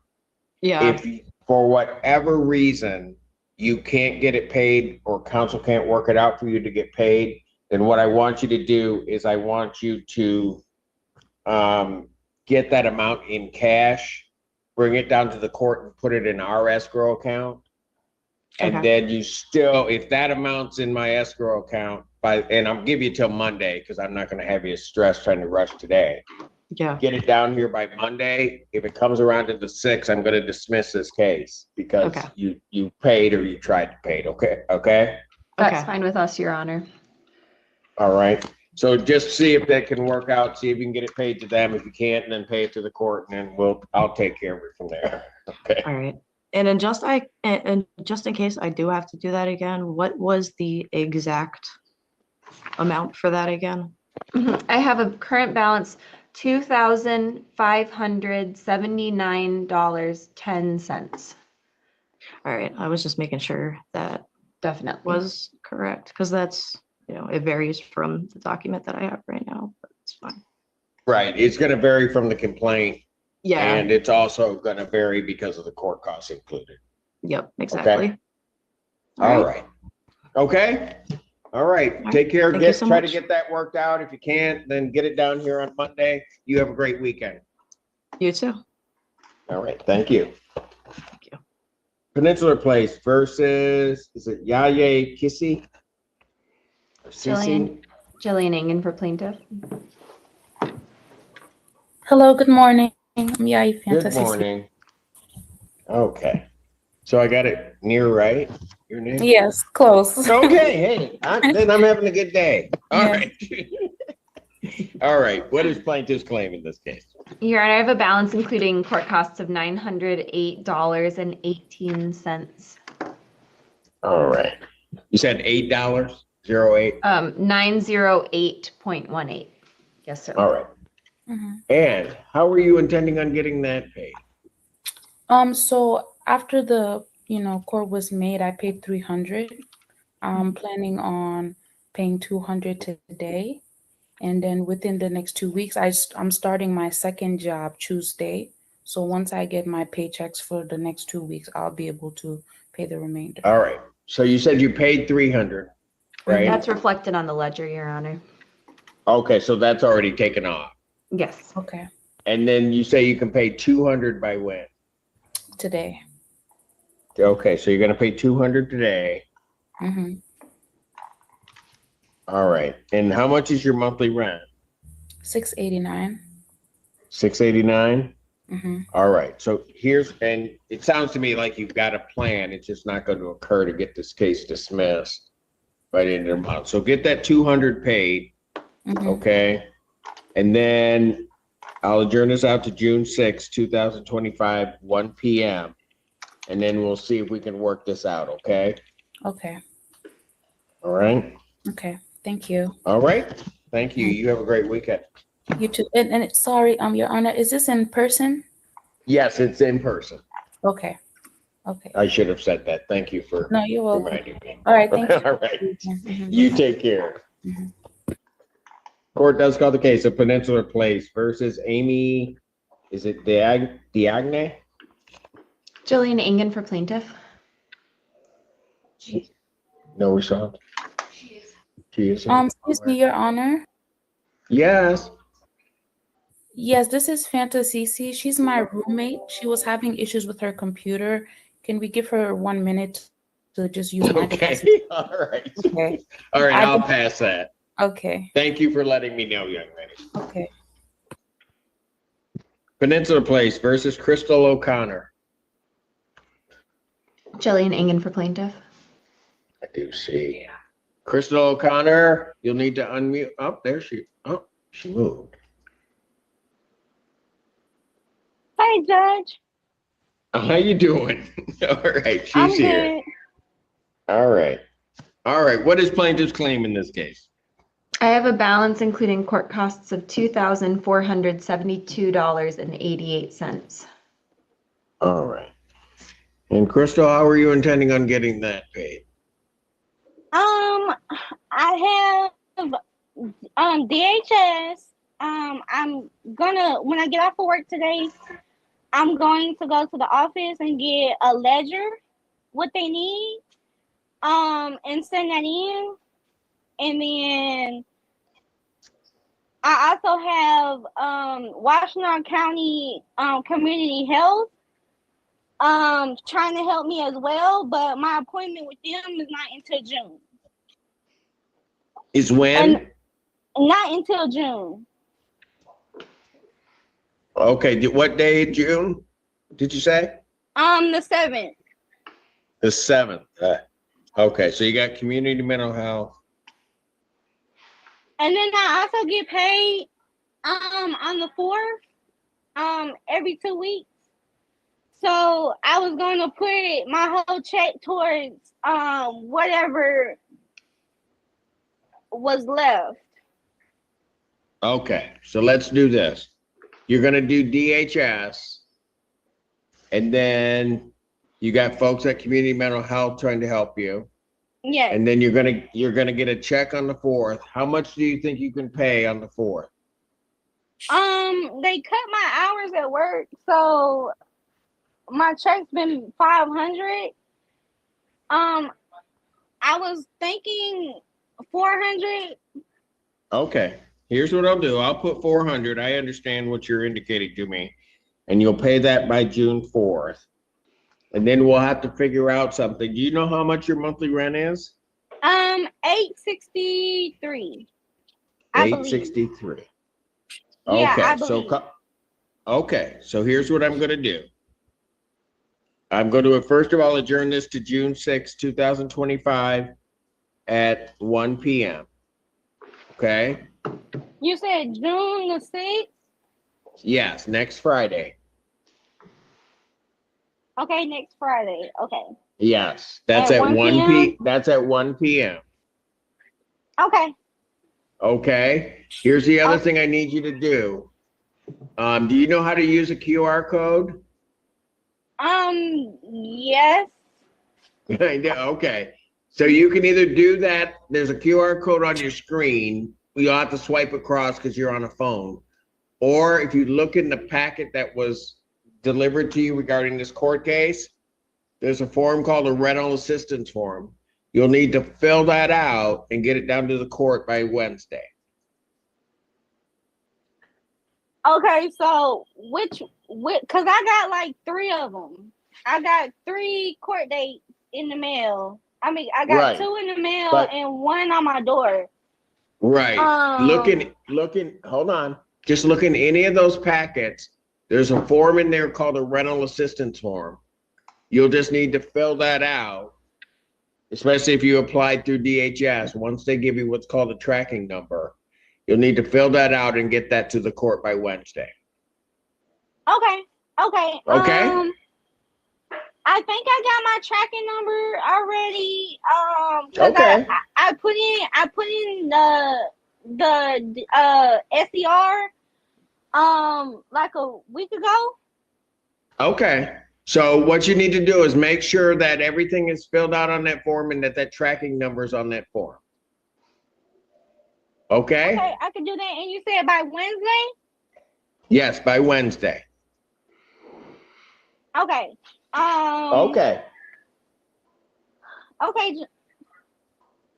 Okay, then we'll see you next week. Okay? Okay. See you next week. All right. You take care. Is Bye-bye. that in person? Yes, ma'am. Oh, okay. Okay? All right. Okay, that's great. Take care. Okay, you too. Sparrowwood Apartments versus Regina Agnew. Jillian Engen for plaintiff. Good morning. Oh, there she is. Good morning. All right. And how much is plaintiff's claim in this case? I have a balance including court costs of $884. All right. And Ms. Agnew, how are you intending on getting that paid? I'm paying that Monday, but the office will not open, doesn't open till Tuesday where the manager is in there. So I'm going to drop it in the Dropbox. I spoke with him yesterday already. So he said, that would be fine because on the portal, I can't do it because it says error and he don't know as to why. Got it. But So, I but you have the won't- funds. Hang I on. will. Okay. But you won't have the money until Monday, right? Right, Monday when I'll do my it'll be in clearing my account on Monday. So Monday is when I'm It'll clear it except that you have June rent. yes. And I spoke with him about that and he said the 13th is fine. I got you. So here's what we'll do. I'm going to indicate you're going to pay the $844. You're going to pay that by June 2nd. That's 884, correct? Is it? Yes, ma'am. Yes, okay. Yep. And then I'm going to adjourn your case out till next Friday, June 6, 2025 at 1 p.m. That's an in-person hearing. And then we'll see what we'll work out for June. Let counsel talk to her client and make sure the 13th is good. Okay, Move ahead, okay? Your Honor. So I would have to, when I pay that on Monday, we'll drop it. I would have to appear on Friday. Friday, I had death in my family, so it's a funeral. The funeral is Friday. So all right. So here's what I'm going to ask you to do. Okay. Contact the attorney's office. Okay. And see if something can be worked out prior to that time. Okay. Your Honor. Okay. If Ms. Johnson Yeah. Agnew has a funeral on Friday, I think I think we would be okay to adjourn to the next week. All right. Very good. Okay. All right. So, ma'am, we're instead of the 6th, you need to appear on the 13th. Okay. And that time is at 12 noon. Okay. And now I have Okay. a question. So I'm appearing on the 13th, and that's the date that I'm paying the June. I got as you. well. I Okay. got you. And if you can get that paid before noon, this might all work out where it gets dismissed. Okay, great. Thank you, Your Honor. Okay. And attorney. Thank you. You have a great weekend and sorry about your loss. Yes, thank you. You have a great weekend as well. Bye-bye. All right. The Haven versus Whitney Albright. Jillian Engen for plaintiff. Whitney Albright, good morning. Okay, there you are. Good Hi. morning. All right. And what is plaintiff's claim in this case? Your Honor, I have a balance including court costs of $2,633.55. All right. And ma'am, how are you intending on getting that paid? I get paid on Wednesday and can make that payment. I just had to present my thesis last month for my master's, so unfortunately I had to take off 2 weeks and got a little behind. Okay. All right. Yeah, I know. Yeah, it's okay. I'm sorry. So you can pay that by the 4th, you're telling me. Yes, sir. All right. So what I'll do is I'll just indicate that balance by the 4th. But then what's going to happen is your June rent's going to click in. So when are you intending on getting that paid? I'm hoping, I just don't want to commit to it. I'm hoping that I will have that as well on Wednesday. I just don't know the exact amount. I worked a You lot don't of know. I overtime. gotcha. Yeah, so I don't Okay. want to say yes and then it be a little short, but I definitely, and I'm at work now and I'm working all kinds of overtime to get caught up. Okay. All right. So get this balance, this 2633.55. Get that paid. Okay, Then I'll adjourn this out to the 6th, 2025. I do at have a 1 p.m. question. I'm sorry. Yes, ma'am. I am scheduled to work on the 6th. I would really hate to give up hours. Is that something that I can get changed to a different date, or is that kind of set? Well, it's kind of sad, Okay, but that's fine. I mean, that's fine. I just hate giving up time. okay, well, do this. If you submit a Zoom form, I'll strongly consider letting you at least appear via Zoom. So you Yeah, I don't would miss very much time. appreciate that because that, yes. All right. Thank you. And then, so get that paid, and then I'll make it at June 6th at 1. Okay. Okay? Yeah, absolutely. All right. What's your master's in? Mental health nurse practitioner. I just graduated 2 weeks ago. Well, congratulations on Yeah, that. so this situation sucks, but I'm also so proud of myself. I can't even be that mad.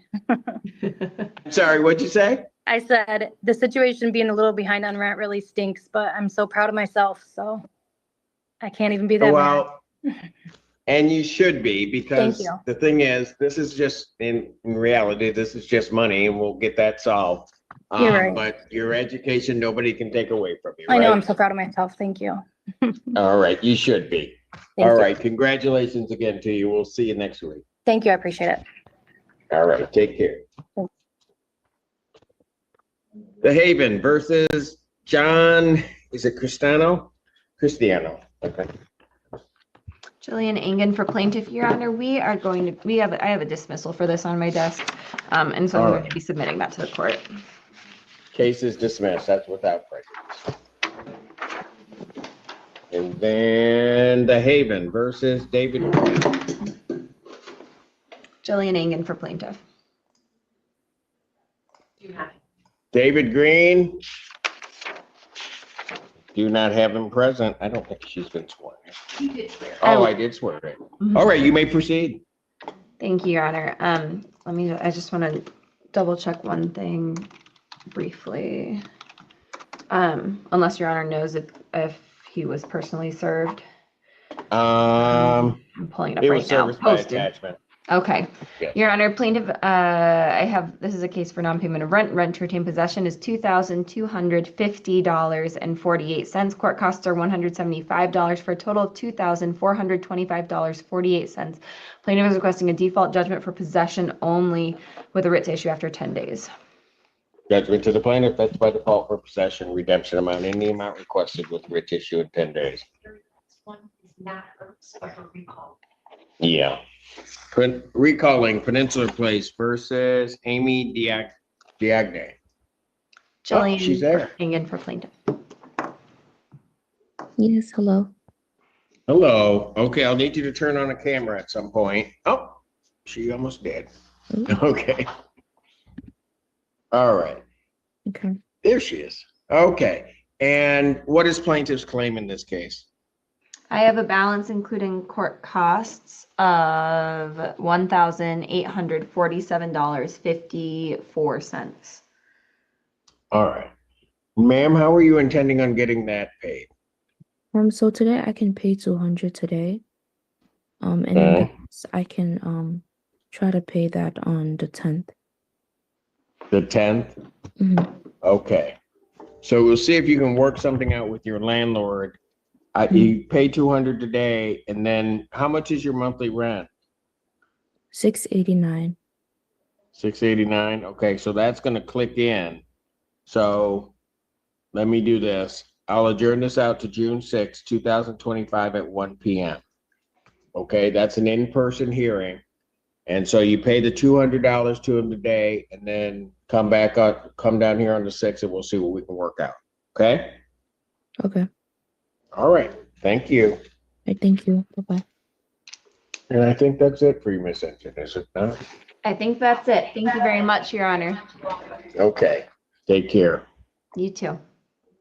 James English versus Shanna Snyder.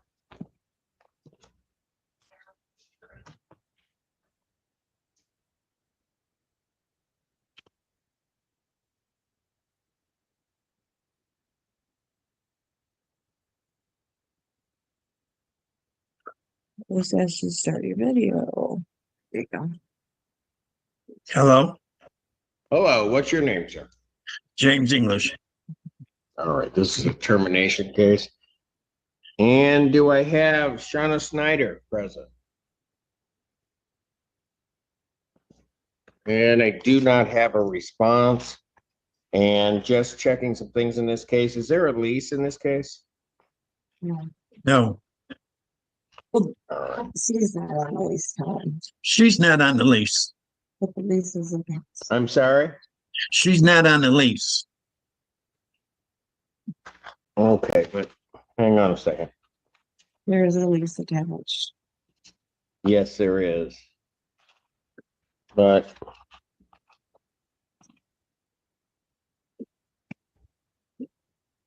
okay, so you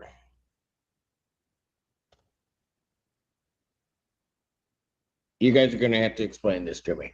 All right, so Mr. English, you have the lease? Yes. With the landlord? Is that what happened? And me and my wife are on the lease. Me and my wife is on the lease. All right, hold on, I have somebody that appeared, Galaxy. Ma'am, what is your name? I can't hear you.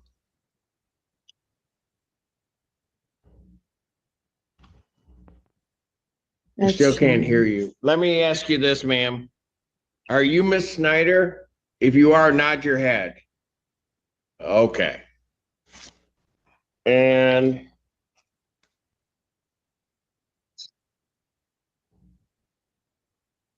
so here's my problem. I can't hear you, ma'am. I don't know. Did you sign on with audio? She did.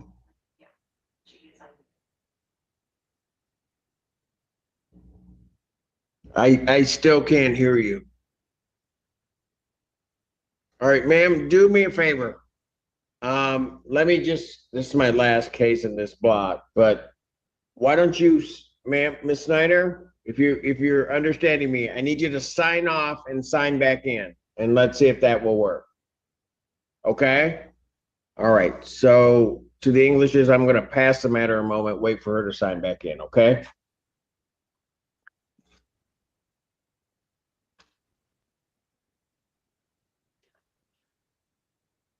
Yeah, it can be. Let's see if we can get this out.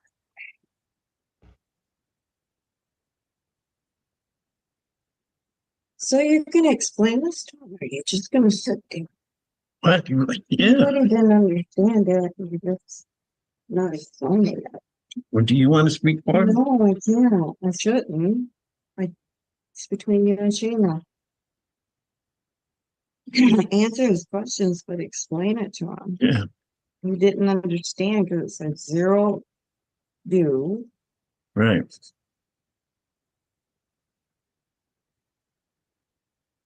When I say something, just kind of repeat it. I said the lease is attached, but she's not on it. You didn't repeat it.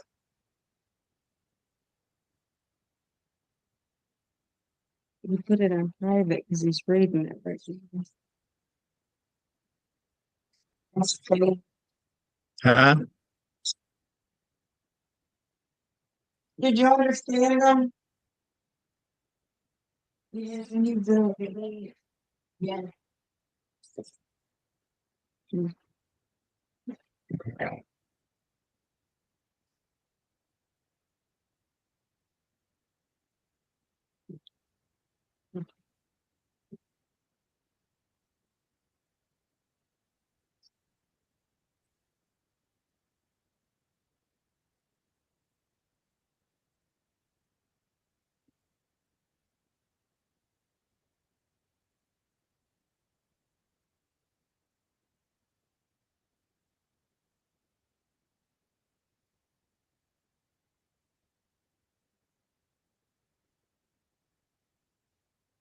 He's gonna ask her questions too.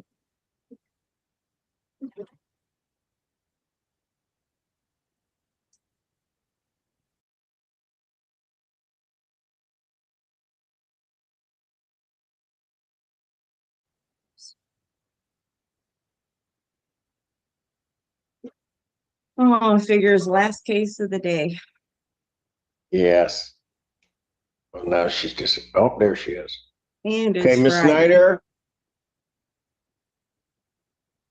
I can't hear. There's Could she something just, wrong with the volume on your device. could she Miss just Snyder. come in the house and? Ma'am, please. My courtroom, I'll run it. Miss Snyder? Okay, not if you can hear me. Okay. You're entitled to a 1-week adjournment on this case in any event. So while I'd hear everything, I'm gonna have to set it for a new date. Excuse me, sir. Could she just come in the house? She's right in my driveway. Ma'am, I'm gonna end up adjourning it out anyway. Oh, you are? Yes. If she Oh. asks for it to be adjourned to talk to an attorney or something along those lines, there would not be a judgment issued today. So if you'd Oh. let me continue, then I'll Okay. do this in the easiest way so that we Okay. can try to get this resolved. Thank you. I'm very sorry. I just didn't know if you wanted her to be able to say something today. But I'm very sorry. Miss Snyder. So what I'm going to do is I'm going to adjourn this to June 6th, 2025 at 1 p.m. That's an in-person hearing, so I'll need all of the parties here. Ms. Snyder, if you understand me, nod your head. Okay, so everybody can come down and then we can try to resolve this. This is a termination case where they're seeking to terminate your tenancy. If you want to get an attorney, then you can contact Legal Aid of South Central Michigan, okay? All right, I'm seeing you nodding, so you're understanding everything I'm saying. Okay, so we will see everybody next week, June 6th, 1 p.m. Thank you. Have a nice weekend. That's it for that block. Court stands in recess.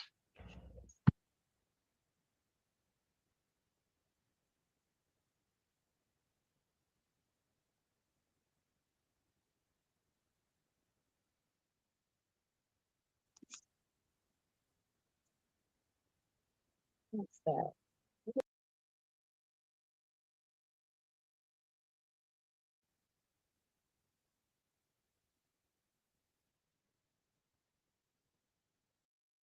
While being detained for a violation of the local ordinance.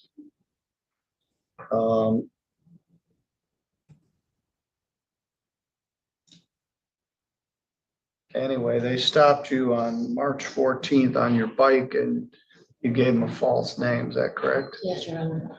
All right. You heard me go through the advice of rights. You understand you're giving those up by entering this plea? Yes. Will anybody threaten you to get you to plead to this? No. I promise you anything? No.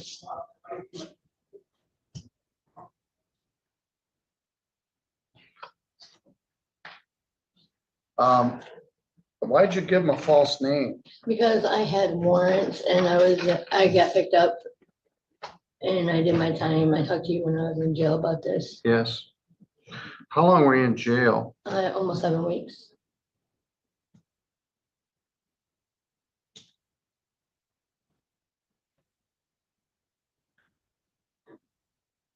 I don't know if I can track exactly how many days it was, but I gave you a PR bond. Let me see if I can figure out. Custody on other charges. Yeah, I saw you. I had you brought up because I saw you were in jail. Mhm. I went on March 20th. She believes she went into custody on March 20. When did you get out? May 7th? Yes. Yeah. Because I did 2 extra weeks to get off probation. All right, so that's 11 days in March, 30 days in April, and 7 days in May. It's 48 days jail. That's a lot of jail for this. 48 days jail, credit 48 days, 0 additional time.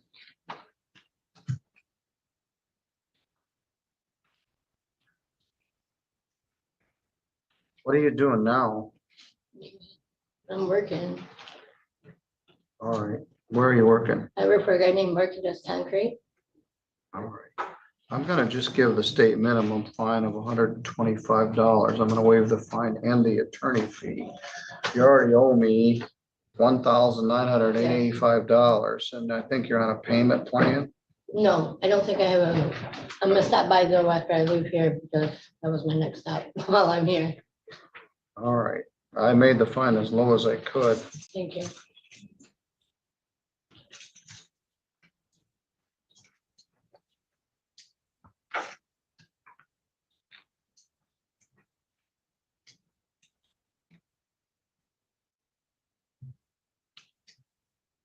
So it didn't really work. They gave him a false name and you got arrested anyway.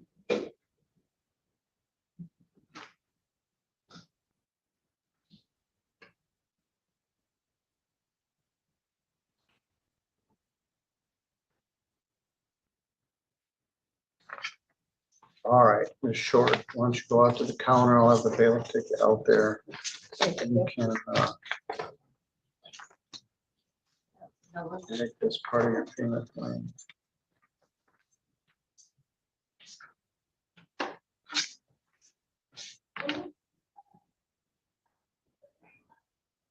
Paige Savage.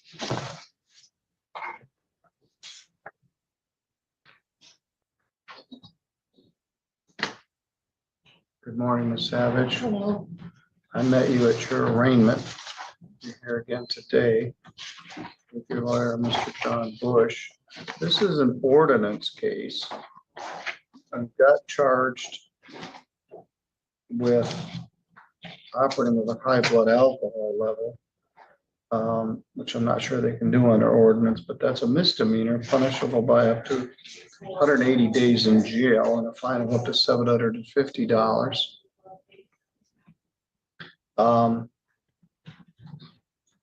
Suspension of your license. It appears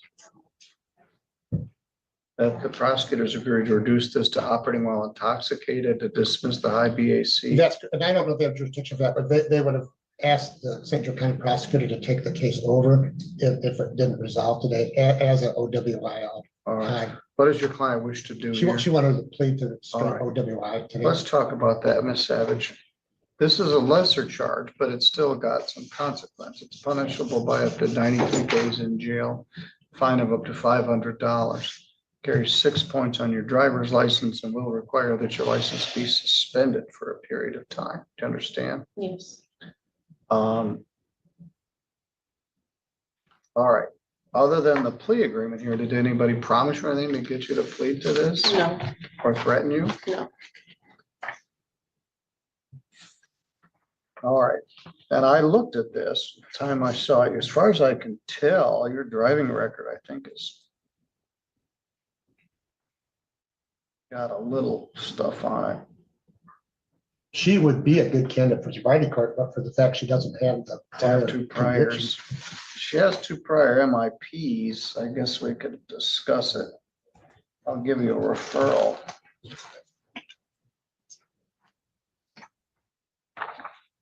That might get you over the hump.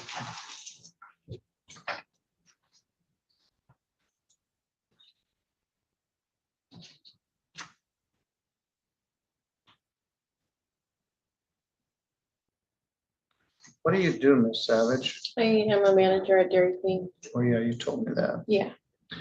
Well, let's talk about the actual facts. You driving a car at about midnight on May 4th? April 4th. April 4th, yes, thank you. Yes, Right in town. correct. Where were you going? Well, I was trying to get home, From where? just driving. I was just out driving. You know, that happens more than you think. People get depressed and they go out and drink and drive. Yeah.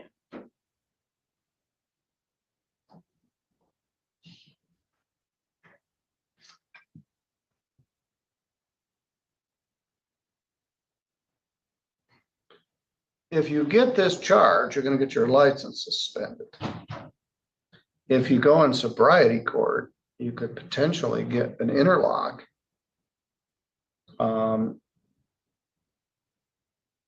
And get your license that way. So we'll explore it. She's been proactive, Your Honor. She's already involved with services at Pivotal.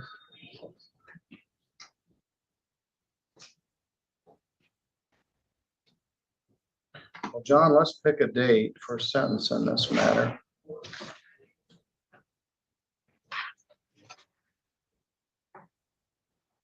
See what you got coming up. I don't think I've got you on my calendar here soon.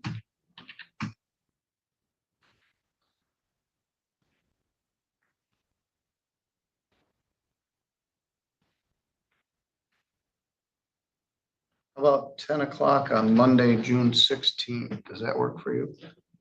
Yeah, I believe that's okay. I can confirm that real quick. All right.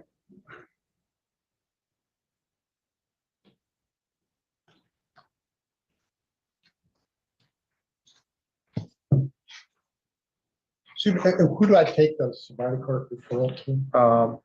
Right out to the counter. Okay.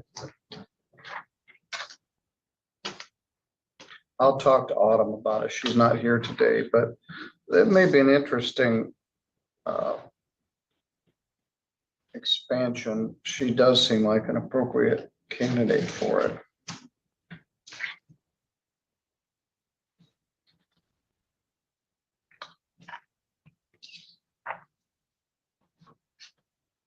All right, I'll take this out to the counter and they'll give you more information about when to come back. It'll be that morning, but you'll come in earlier for the sentence or for the screening.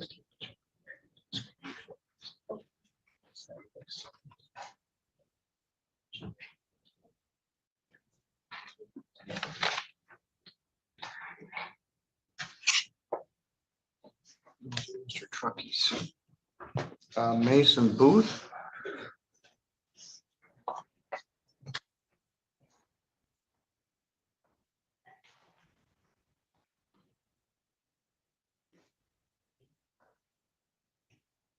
Good morning, sir. Are you Mason Lee Booth? Yes, Your Honor.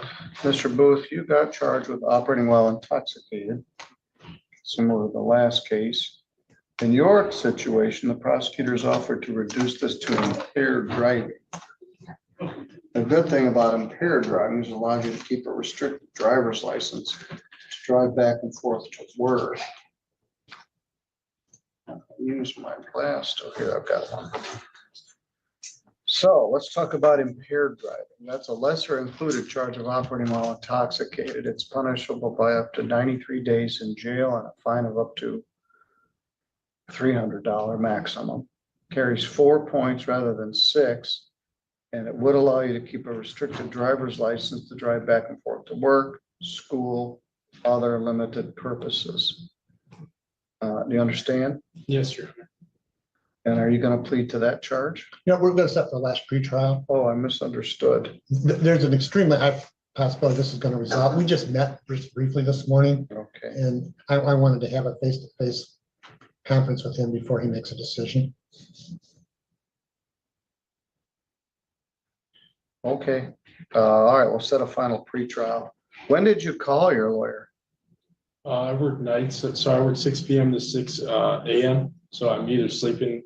I left him a message when I got out of work at like 3 a.m. one night. Well, that's not very effective. Yeah. I guess something is valuable if you don't pay for it.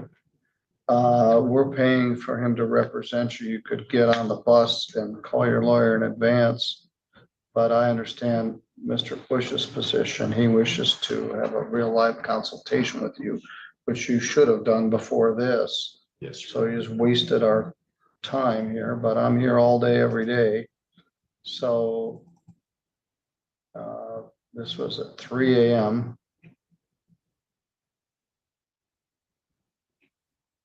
All right, we'll set a final pretrial. That'll be on a Thursday afternoon. You're good to go. Okay, sounds good. Thank you, Judge. Does that finish your cases, John? Yeah, I believe it does. All right, well, Ross is still talking to folks. He has a lot of cases today. Rhonda, do you have another case for me? I do. I have Mr. O'Shea, who's in lockup, who's gonna be pleading to domestic violence first offense. And then, we have Miss Kayla Coffey here, and her case is gonna be set for a final pretrial. Well, let's do Kayla Coffey and then we'll do Mr. O'Shea. Would you bring Mr. O'Shea in? Yep, I guess.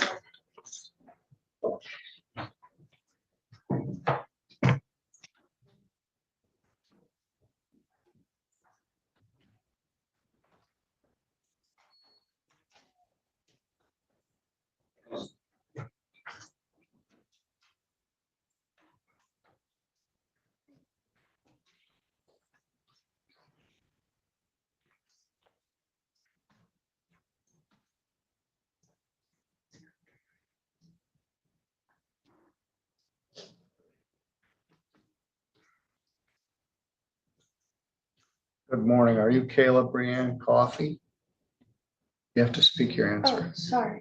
Is that your name? He's asking you if that's your name. Oh, yes. All right, I'm sorry to ask such hard questions, but we'll see if we can get through this. You got charged in a complaint. Oh, that's wrong, girl. Thank you.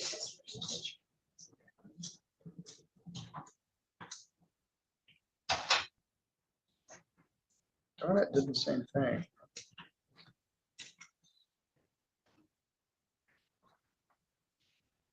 Here we go.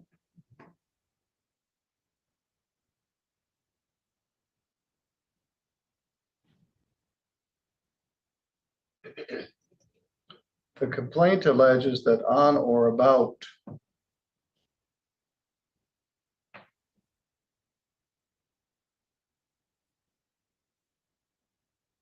May 4th, that you assaulted Vance Long,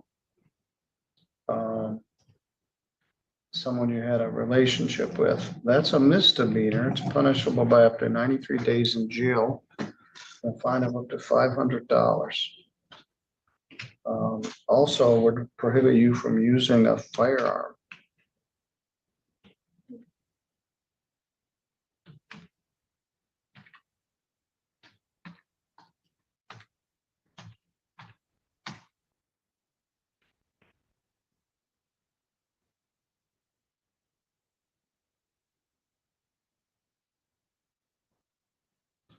According to your lawyer, Rhonda Ives, at this point, they wish to set this matter for final pretrial. Is that correct, Ms. Ives? That's correct, Your Honor.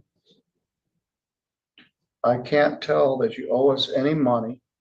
It seems to me I met you in a landlord-tenant case or something. Did you have an issue with your landlord up on on downtown?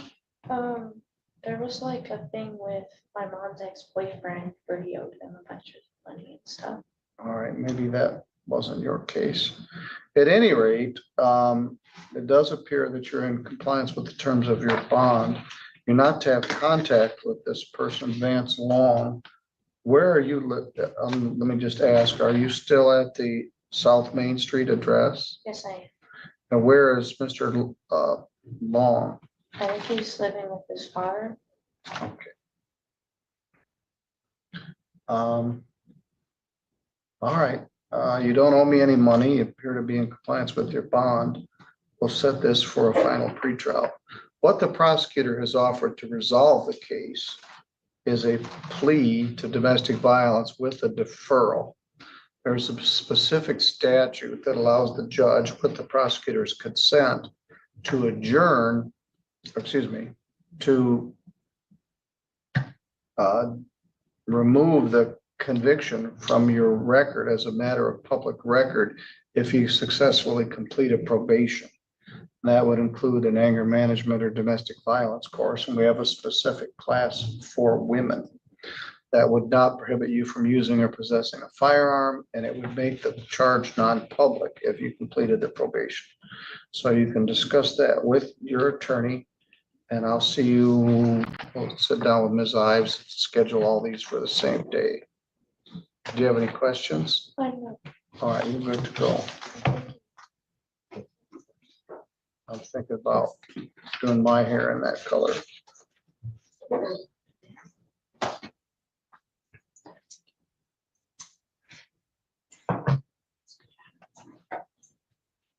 Good afternoon, Mr. O'Shea. Good afternoon, Your Honor.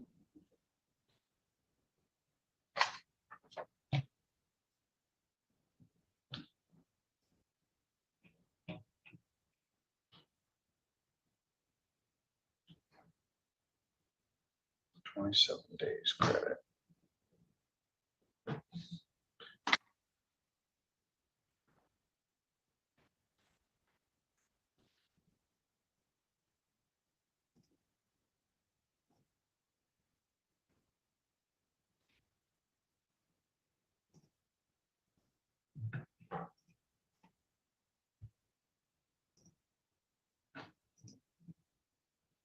Darn it.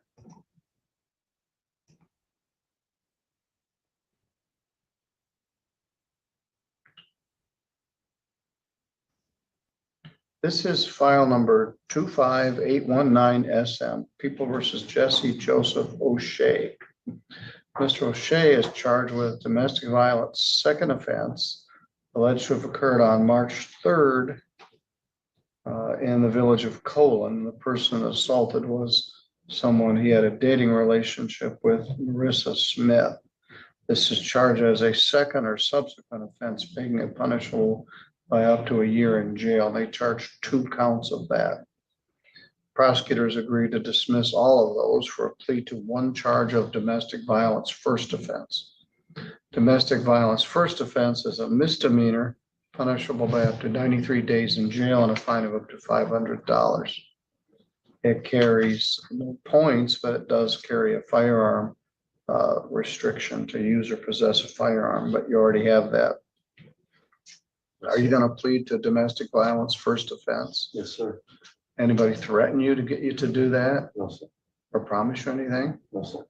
You weren't here when I went through the advice of rights, and it doesn't appear that you have one there. So let me tell you, by pleading to this charge, you're giving up your right to have a trial in front of a judge or jury. There will not be a trial. Do you understand that? Yes, sir, I do. If there was a trial, you'd have the right to be represented by an attorney. Ms. Ives is here with you. You could also hire an attorney of your own choice if you wished. If you had a trial, you'd have a right to have any of the witnesses for or against you subpoenaed to come to court so they could be questioned under oath. You would have the right to take the witness stand and testify on your own behalf. You don't have to because you have a right not to testify. And if you did not wish to testify, the judge or jury could not hold your silence against you. And you have the right to be presumed innocent, unless the state was able to prove your guilt beyond a reasonable doubt. You understand? Yes, sir, I do. Let's take a look at this.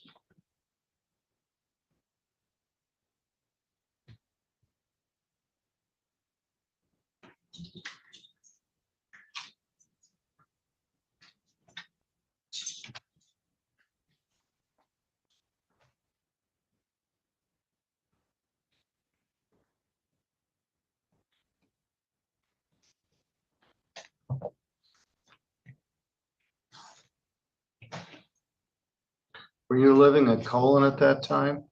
Yes, Your Honor, I was. And you were dating a girl named Martha Smith? Marissa Smith? Yes, sir. And it says here that you got mad at her live-in girlfriend and grabbed her by the hair and choked her. She was actually taken to the hospital. Who called the police? So did you get into an argument with her? Yes, sir, I did. Did you pull her hair or choke her? I did pull her hair and grab her by the neck. Yes, sir. All right.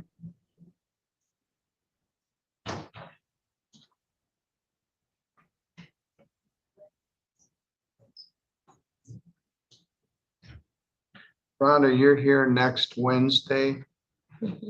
I'm going to set this. It's a little early, but I'd like to allow the prosecutor. I'm going to set it for sentence June 4th at 11. Please provide notice to the prosecutor. Is it possible we could do 11:30? Yeah, your hearing's at 10:30? It's actually at 11, but that guy's got like 12 cases. Well, could we do it first? We'll do it at 10:30? 10:30, that's great. All right. All right, you have a hold on you from Van Buren County. You've been in our jail for 27 days. So Ms. Ives is gonna be here on June 16th, but I don't wanna go that far out. So we'll set it for next Wednesday, June 4th at 10:30. Your bond is canceled.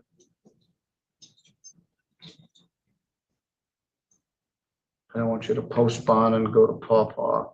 We'll see if we can take care of this next Wednesday. Fantastic.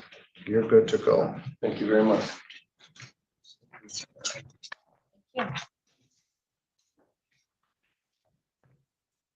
Ms. Ives.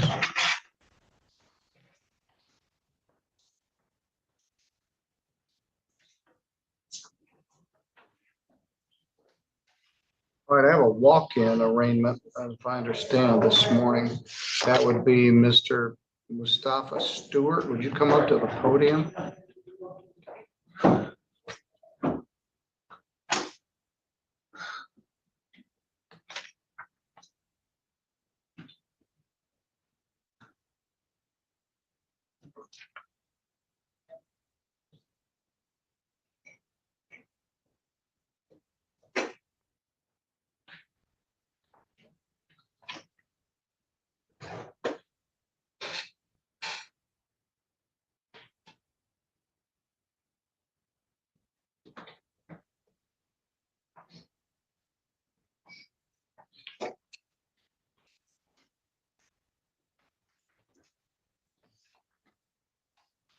I don't think they even put this in my queue. Let's see if they did.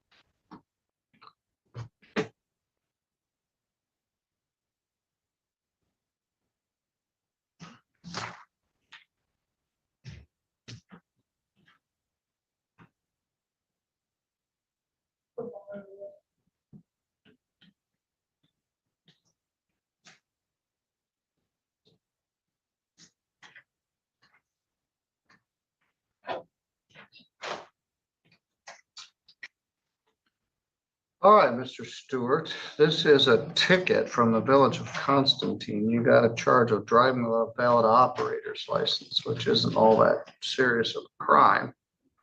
It's punishable by up to 90 days in jail. Let's see that which is charged. No license ever applied. They give you a warning for no seat belt and no tail light.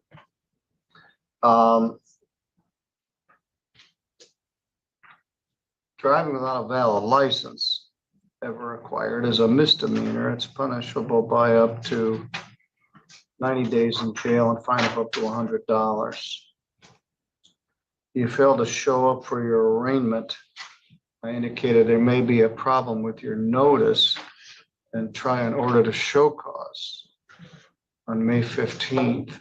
I'm not sure what happened, but you're here now. Problem is Mr. Bush is not here now. Are you still at the Water Street address? Right, Your Honor. All right, you're from North Carolina? I am, Your Honor. All right, so the charge, let me tell you what it is. It's a misdemeanor punishable by up to 90 days in jail and a fine of up to $500. Normal fine and cost is $200 or $225. If you plead guilty to the charge, I'm gonna give you a fine and I'll give you time to pay it. If you wish to plead not guilty for this, I have to set up for a pretrial with Mr. Bush here, and that would be on a Thursday morning. What would you like to do here today? I would like to accept it, Your Honor. Accept the plea offer? I would. All right, anybody threaten you to get you to plead to that No, Your Honor. or promise you anything? No promises, Your Honor. And you've been waiting a while. You heard me go through the advice of rights probably a couple times. Correct.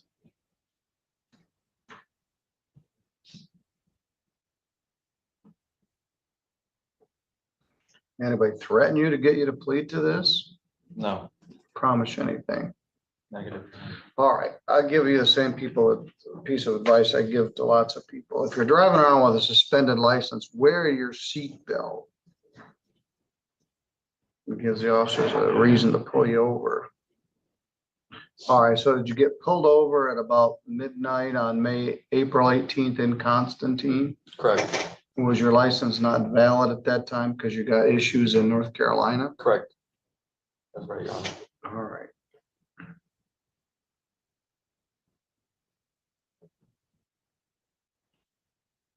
Well, I'm gonna fine you $100, $75 crime victims' rights fee, and a $50 state minimum fee, $225. You have a driver here with you today, I see. You didn't drive here today. Correct, Your Honor. I did not. All right. Can you pay that by June 30th? I pay today, Your Honor. All right. Very good. So there's no warrant, no nothing. You just pled the ticket.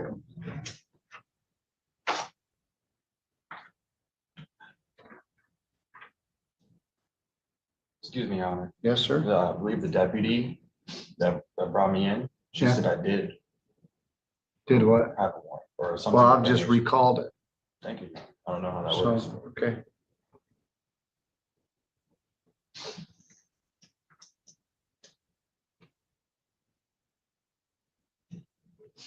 All right, you can go pay your $225 fine. Don't drive anymore till you get your situation straightened out.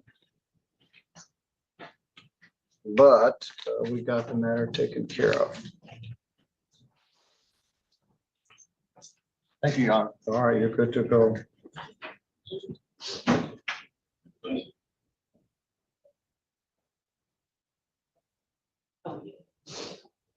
All right, Mr. Truckee, you've been busy, and so have the other lawyers. We've been plugging away on other cases.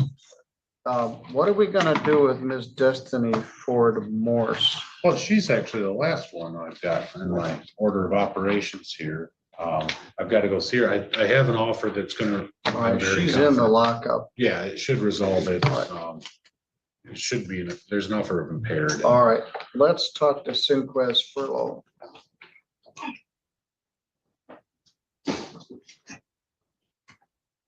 All right, Ms. Furlough is here, which is good news. She has a bunch of stuff and she kept not showing up, and finally she got arrested and got a lawyer and got the things on track.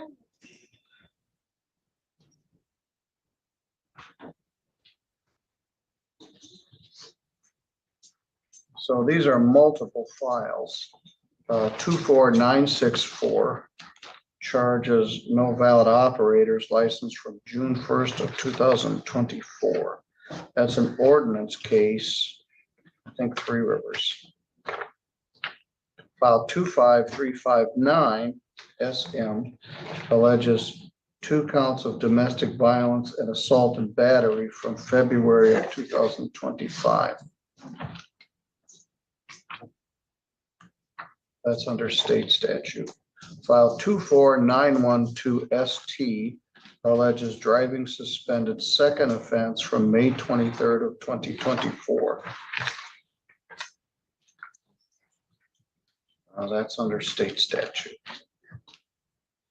File 24911 alleges no insurance under the insurance code, and that is from May 23rd of 2024.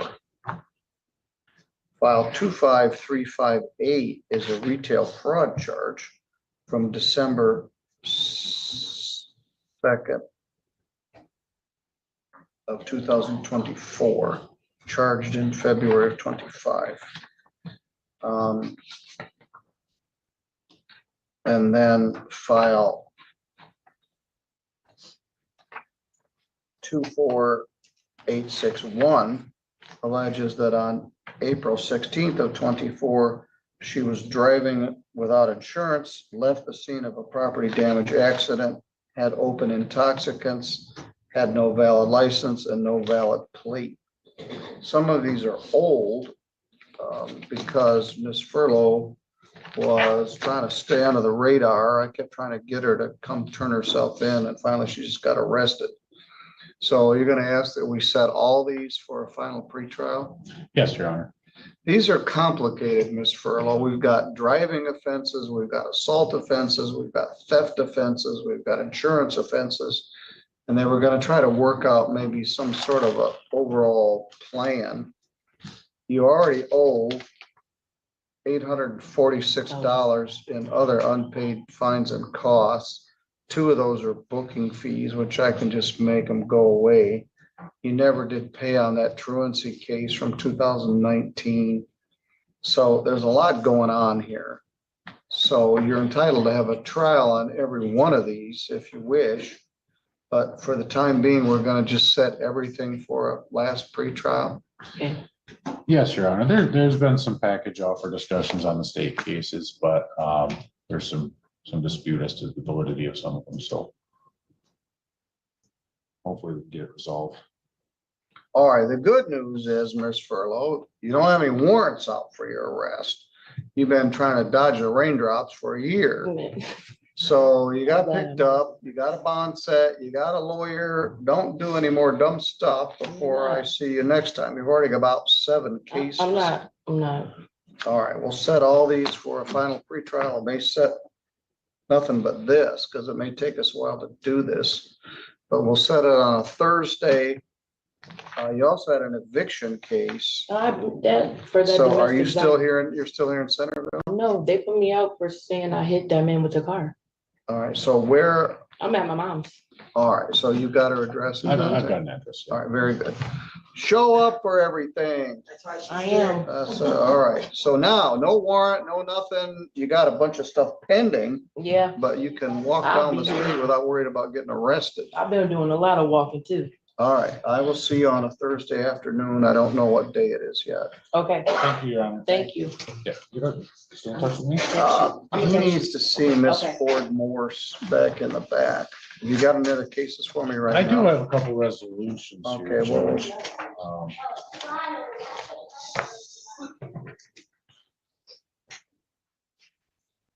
So these are set for last. These are resolutions. you got a lot of today's cases. These are reservations and these are set for last. Let's do our last pre-trials. Nicole Thomas.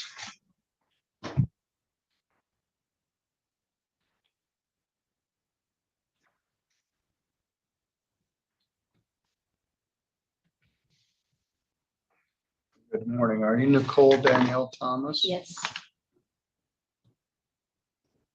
File number here is 242061. So this is old, happened in 2024. It's alleged that on or about October of 24th of 24, you burned some stuff up in the city of Sturgis. Yes.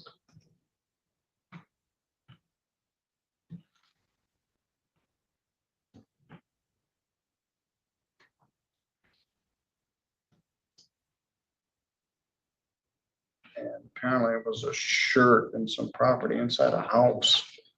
Anyway, the prosecutors offered to dismiss that charge for a plea to disturbing the peace. We did a couple of those here today. Disturbing the peace is an old-fashioned simple misdemeanor. It's punishable by up to 90 days in jail and a fine of up to $100. Normal fine is $75 plus the other costs. So that's the plea offer, which would resolve the case today. But you're not willing to accept that? Okay. You shook your head. At this point, you don't wish to enter a plea? I wanted to, We might need some more time to talk. We just met Yeah. this morning, Judge, so. That's another one that didn't call their lawyer prior to the I pretrial? didn't have the number. I couldn't find the number on the paperwork, like my paperwork, I don't know, it didn't have the number. It's a sore point with me. I go out of the way to tell people to contact their lawyer. They don't contact their lawyer. They show up this morning. He's got 9 other cases set the same morning and you haven't bothered to call your lawyer. Yeah. We'll set it for a final pretrial and perhaps it can be resolved. So let's see if you owe me any money. Apparently no. All right, let me make sure there's not something else out here.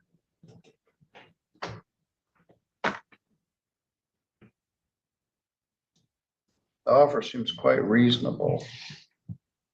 I don't know too many of the facts.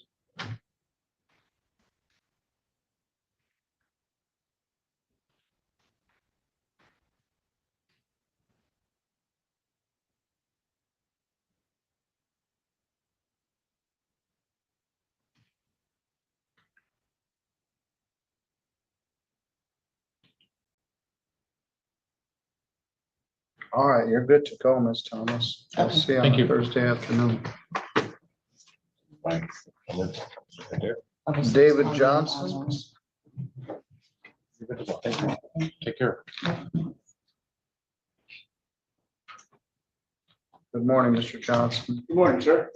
This is file number 25688 SD. David Neil Johnson charged with operating while intoxicated. Second offense. The prosecutor has offered a plea to operating while intoxicated. First offense and dismiss a civil infraction. At this point, you're asking to set this for a final pretrial. Yes, Your Honor, this is something that might need to be reviewed for the sobriety court program, as there was a Okay. recent prior conviction. So we want to make sure we can get all that in order as best we can. All right, very good. Possible sobriety court case.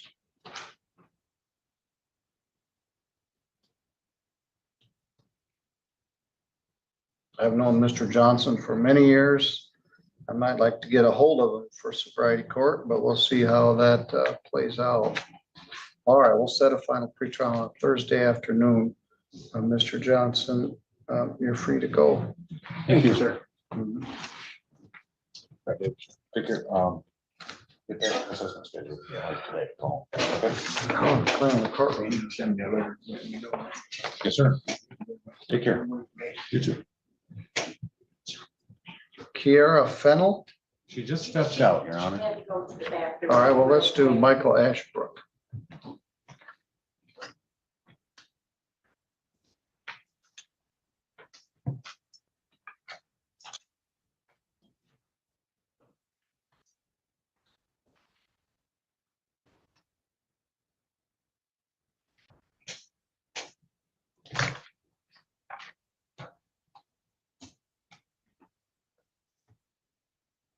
Good morning, sir. Are you Michael Vernon Ashbrook? Yes, sir, I am. Mr. Ashbrook, we got a lot going on here too.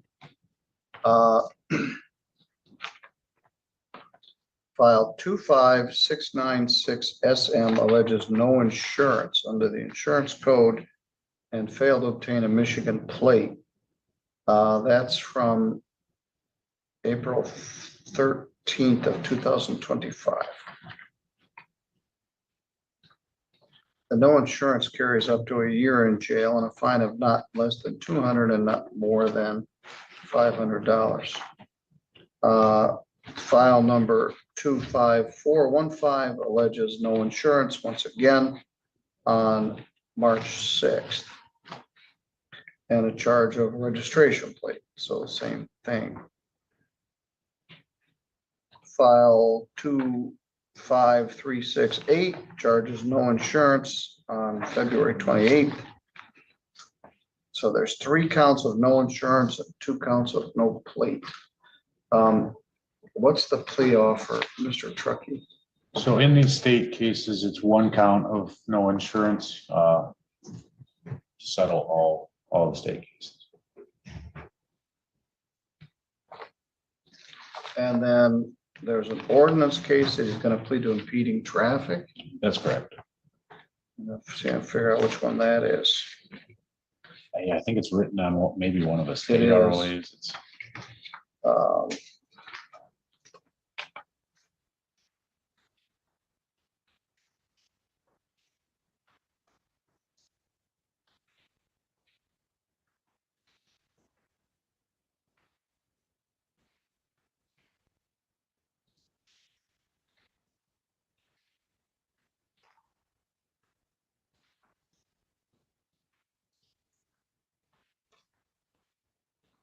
somewhere. I didn't see the note. Yes, that's 25687OT. Failed to obtain a Michigan plate.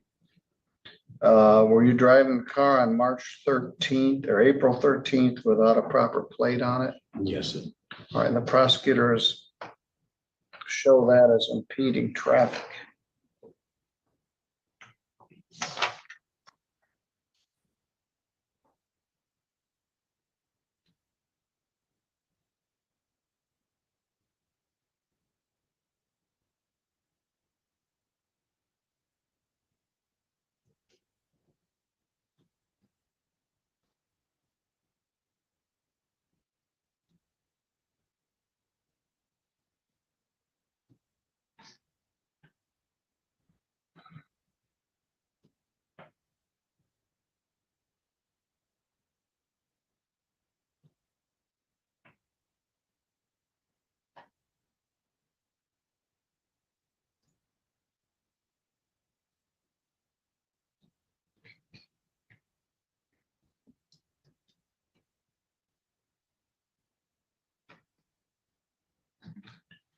Well, all right, that takes care of that one. That's a $105 fine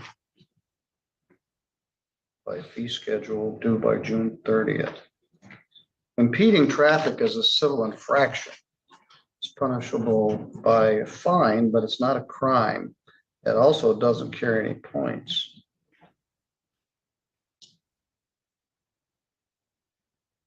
But it does generate $105 for the city of Three Rivers or Centerville. All right, on all other files, let's go with the last one, because he certainly knows he's not supposed to be driving around with no insurance. March 6th, which would be 25415 SM.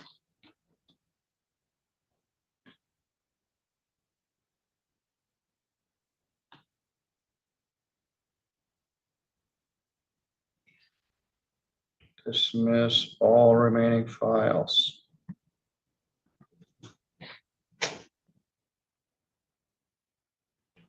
All right, Mr. Ashbrook, driving with no insurance is a misdemeanor. It's an odd one. It's in the insurance code rather than the motor vehicle code. We've been getting tons of these, dozens, maybe hundreds by the end of the year. They can now run your license plate and tell whether you have a valid insurance on the car or not. So we had 7 the other day. Very often the people come in and then prove that they had insurance, and the prosecutor will reduce the charge. Your problem is you got 3 of these in a short period of time. You can't drive around with no insurance. And now they know who you are. And so this carries a minimum $200 fine and a maximum $500 fine plus cost. Do you understand? Yes, sir. It's going to be expensive enough once we put in the cost.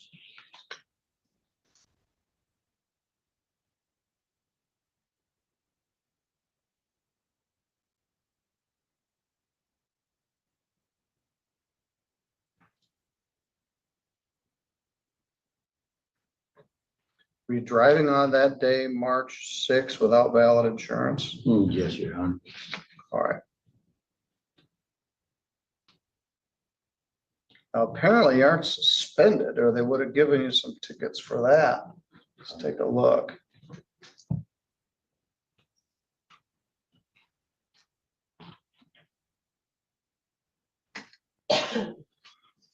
In addition, you've got $920 of unpaid fines, improper plate 2023, open intox 2024, no plate 2024, speeding 2024, no proof of registration 2025.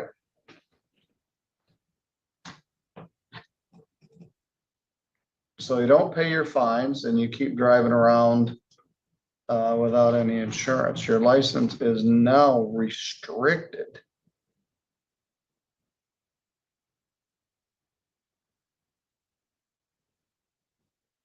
Suspension followed by restriction. Restricted from June 23rd, 24 through August 24.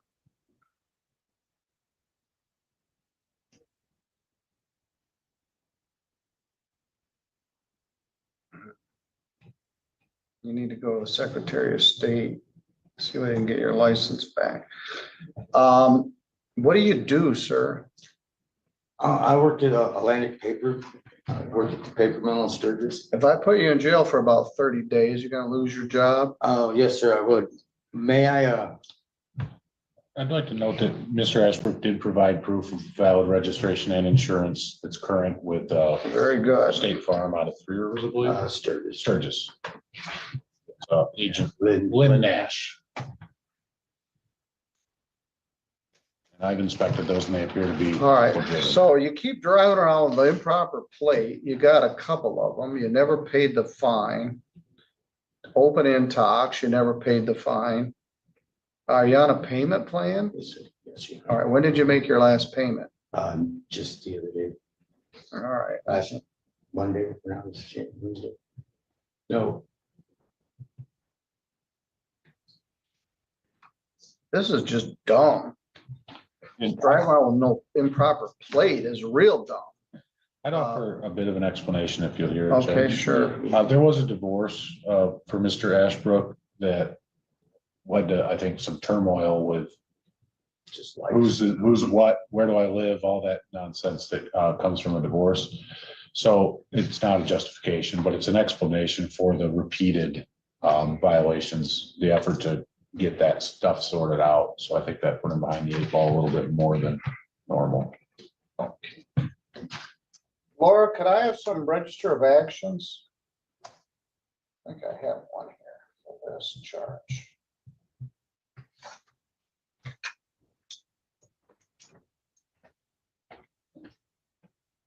Well, the good news is you got valid insurance and a plate. Your license is restricted, but I think you can get it unrestricted. As I indicated, this carries a $200 minimum fine, a $50 crime victims' rights fee, a $75 state minimum fee, and a $150 attorney fee. So it's expensive. I believe that's $425, 200 plus 125 plus 150 is $475. It's part of your payment plan. If you get another one of these, I'm going to put you in jail. I don't know if I've ever even done it, but I guess there's always a first time.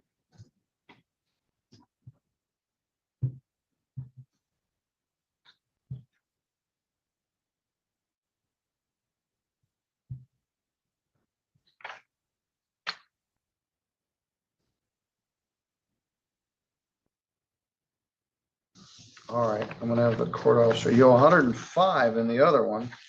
That's due in 30 days. And then these are all part of a payment plan. So go to SOS and get your full license back. and keep paying on your fines and costs. All right, sir, you're good to go. Thank you, Your Honor. Hey, take care of yourself. Keep that insurance valid. Miss Farrell, would you come up, please? Or Fennel? This will be number 10.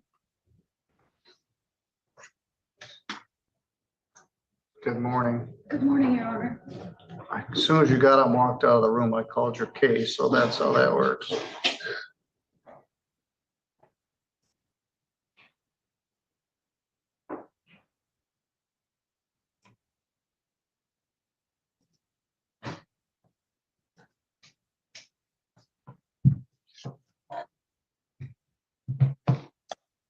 Does the court have the bond sheet available, Your Honor?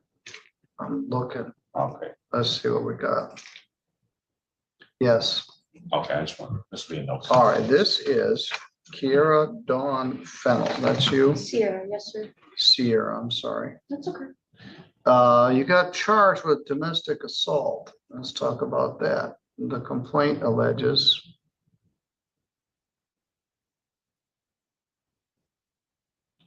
that you assaulted someone named Christina McGowan in the city of Three Rivers and Reagan McGowan, people that you resided together with. Those are misdemeanors punishable by up to 93 days in jail and a fine of up to $500. You may have heard me say earlier that there is a provision that allows the court to do a deferral. And if I put you on a probation and you successfully complete the probation, the charge is removed as a public record of conviction. And that's a benefit. It won't show up as a conviction if you apply for employment or licensing, and it doesn't have a firearm provision. When I was prosecutor, I started women's anger management and domestic violence classes. That was a long time ago. Because women have different issues than men do. And almost to a person, the women that have been in the group thought it was very beneficial and very helpful. And so if you can complete that, the charge could be taken off your record. Do you understand? Yes, Your Honor. Other than that, and what I just told you, did anybody promise you anything to get you to plead to this? No, Your Honor. Or threaten you? No, Your Honor. Now, you were from Dowagiac. Are you still there? Yes, Your Honor. All right, well, let's talk about this case. You've been also waiting patiently. You've probably heard me go through the advice of rights about 4 times. Do you understand you have those same rights? Yes, Your Honor. All right, I know a little bit about this because I think I saw you at your arraignment. This happened on Hoffman Street in Three Rivers? Yes, Your Honor. And Christina McGowan is your mother? Yes, Your Honor. And you and your mother got in an argument about vaping? Your Honor, this I had mentioned was going to be a no contest, but I don't know if that made it onto the form. It doesn't say that here. There was a high degree of intoxication, no memory. Right, so you don't recall this? Yes, Your Honor. Normally, we don't do a deferral with a no contest, but if she doesn't recall it, it says she was highly intoxicated. All right, the bond information sheet says that she got into an argument with her mother over a vape charger. Sierra been hitting her and her daughter Reagan. How old is Reagan? 16. So who will this be on, the mother or the daughter? The mother will be. All right. Guilty, count 1. Deferral. Dismiss, count 2. This is the type of case that I need to set for sentencing. Do I have you scheduled for anything, Ross? Good question. How long are we looking for? Oh, sometime before I retire. Let's see what we've got here.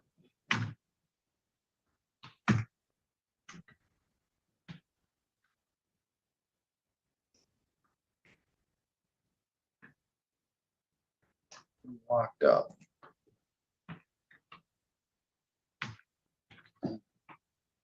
The afternoon of the 18th, I'm available. I know that was an open date for you at one point. I don't normally do them in the afternoon, but there's no reason I couldn't. I also have plenty of Monday. All right, like let's see, 11 we o'clock. got, that day's open right now, and I'm thinking I'm gonna put something in there. How are you for Monday, June 23rd at 10:30? That appears wide open. All right.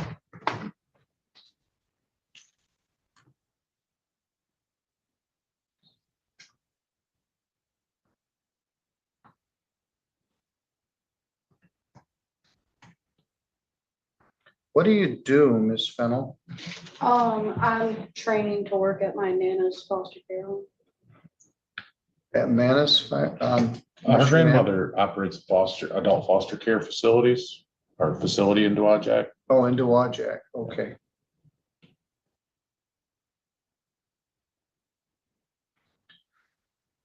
All right, let me give you a notice.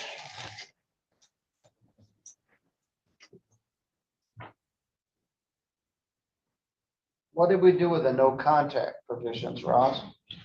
Well, it's my understanding that the complainants have contacted the prosecutor's office and even on scene were not really aggressive. Well, I believe they're in effect, so. Yeah, the no contacts are in effect. I don't know if those are really having a huge impact. The contact between you and your mother and your sister, you don't live with them Yeah, day to day anyhow. Yeah. So it's not keeping her out of her home or anything. All like that. right. no.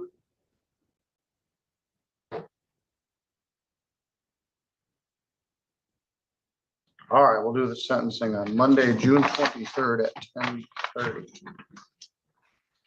All right, Miss Fennel, I'll get more information. I'll get the police report and victim input. And what were you drinking? Hard liquor, whiskey, stuff that I don't drink. Well, that would do it. Let me look at something.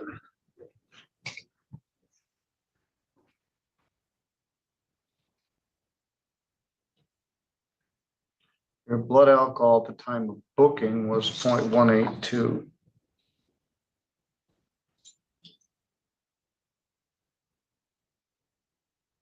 That's pretty high. All right, Ms. Fenley, you're good to go. Thank you, Your Honor. Then you need to talk to Ms. Ford. Yeah, I think Michelle's gonna put me in lockup right now. And That's a good place for you. then so me that'll and be Ms. good. Ford will be in the same place. All right, thanks. Sheriff? Yeah. I'll see you. Thank Take you. care. All right. Ross, I told you it does. Oh, that's probably.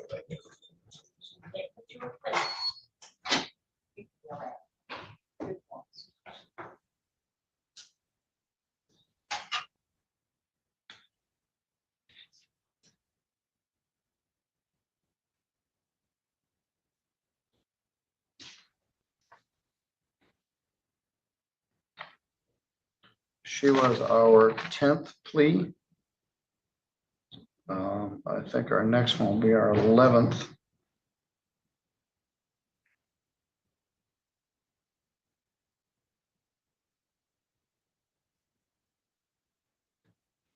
We had a Mr. Burlew, 2 Tim George cases, which I think got moved.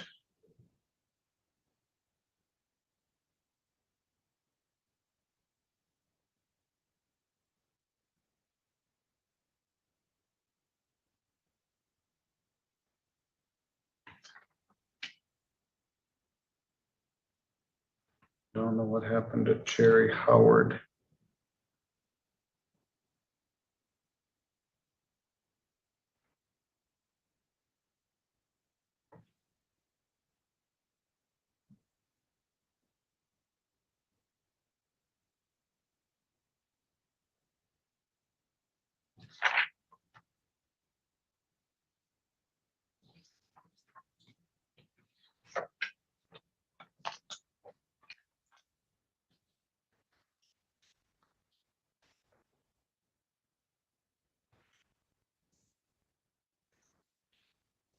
All right, let me clean some of this up. I'm gonna turn the record off. I do have a landlord tenant damage hearing at 11. It looks like we will be finished. I crammed it in there. And it looks like we'll have enough time to deal with that.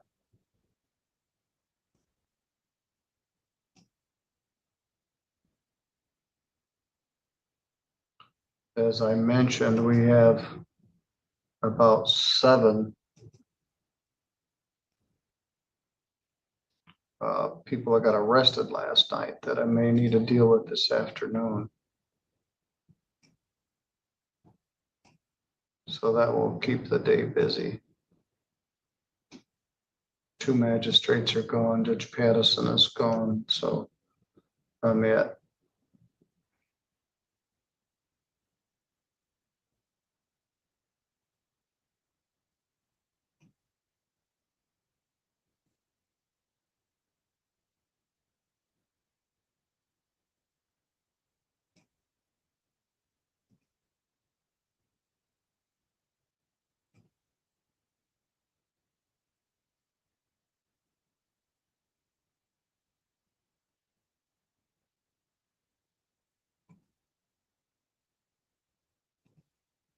I don't know what this is.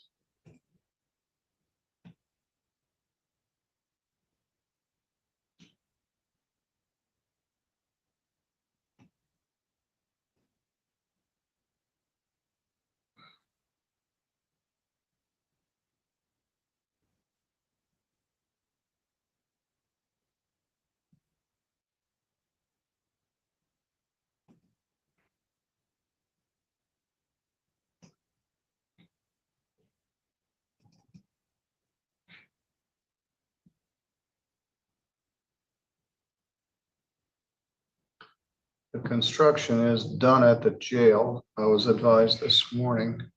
So we are able to do weekend jail sentences again. We have some coming up.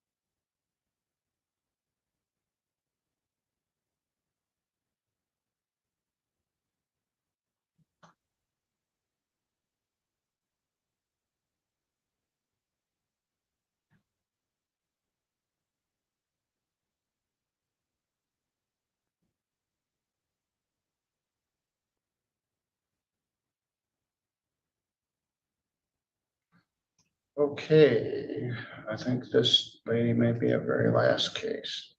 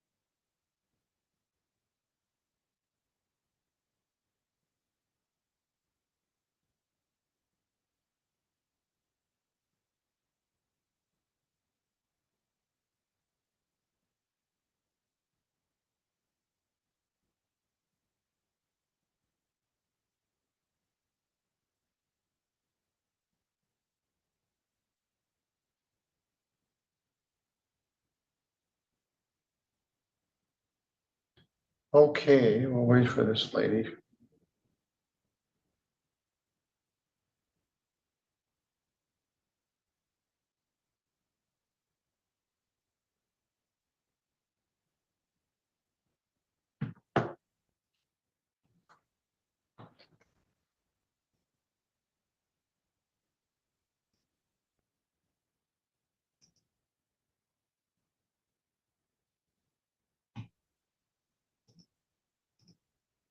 As I mentioned, we do have a landlord tenant case.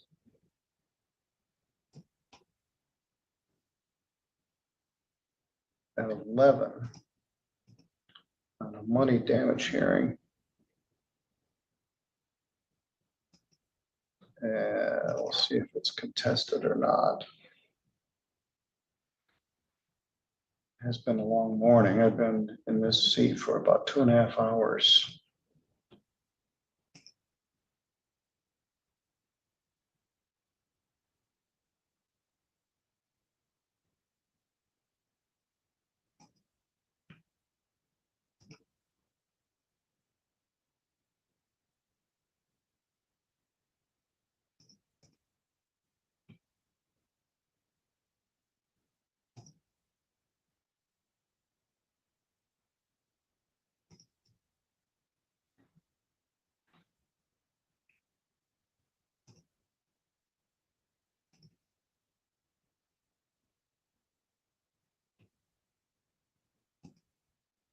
Maybe it's not a damage hearing, it's just a hearing.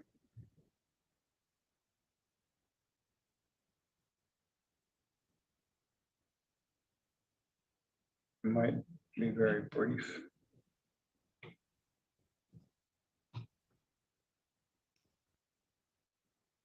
All right.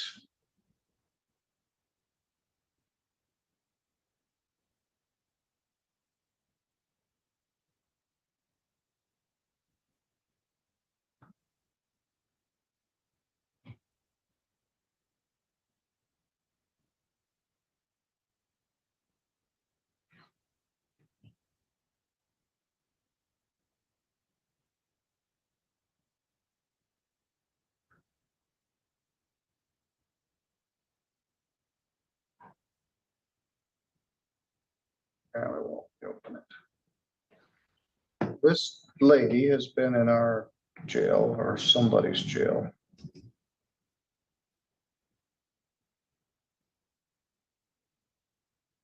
for a long time.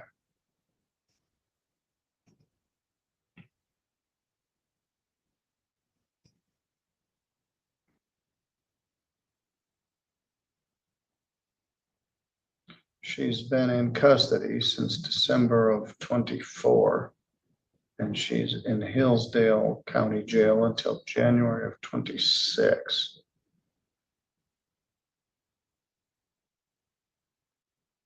She's also wanted in the state of Indiana.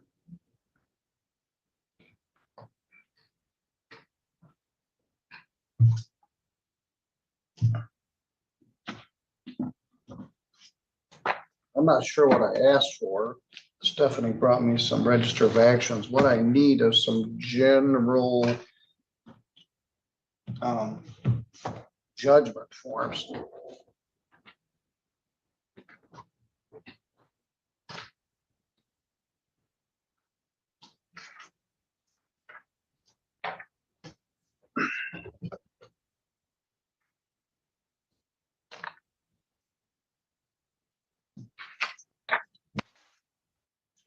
Catch.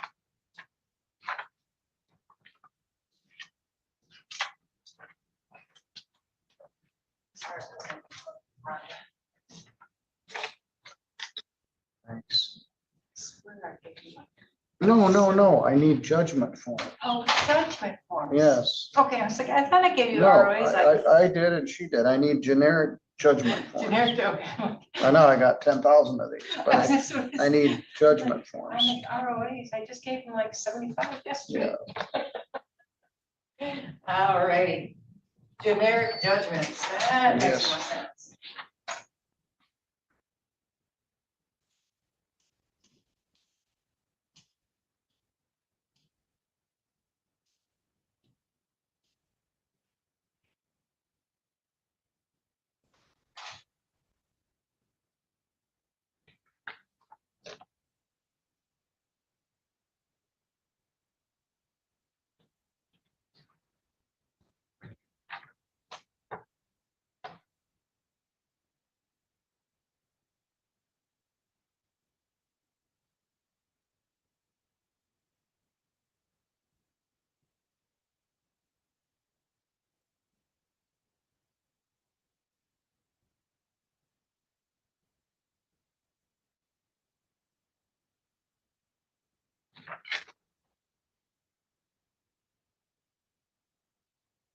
We'll deal with everybody but Jerry Howard. Don't know what the status of that was. Philip Burlew, that might have been adjourned. Shaquan Coleman, I think is a no-show.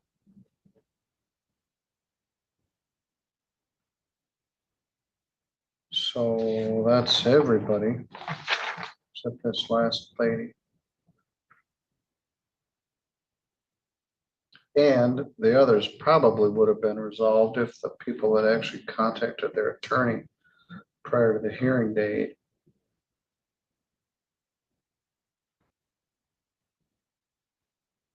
We have 1, 2, 3, 4, 5, 6, 7, 8, 9. Last pre-trials.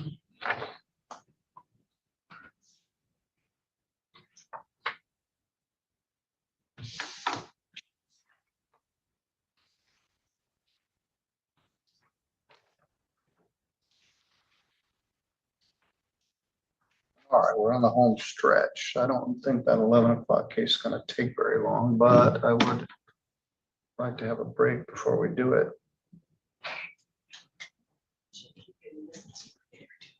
All right, thank you.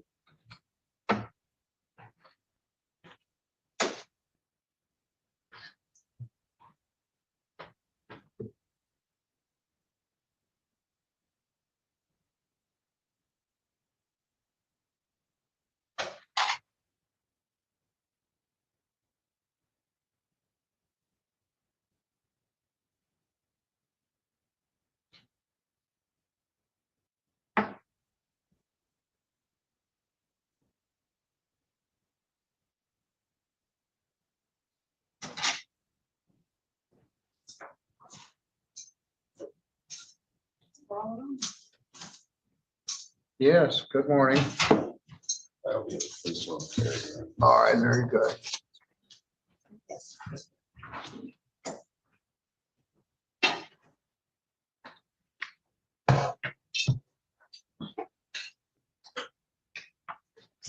Good morning. I met you by Zoom, but well, maybe you were here live, I guess. Your Destiny Ford Morse. Yes, sir. I'm Judge Middleton. You got charged way back in 2019 with operating while intoxicated. Then you've been gone for a long time and a lot of things have happened. In the meantime, you got picked up in Hillsdale County and this old warrant was still outstanding.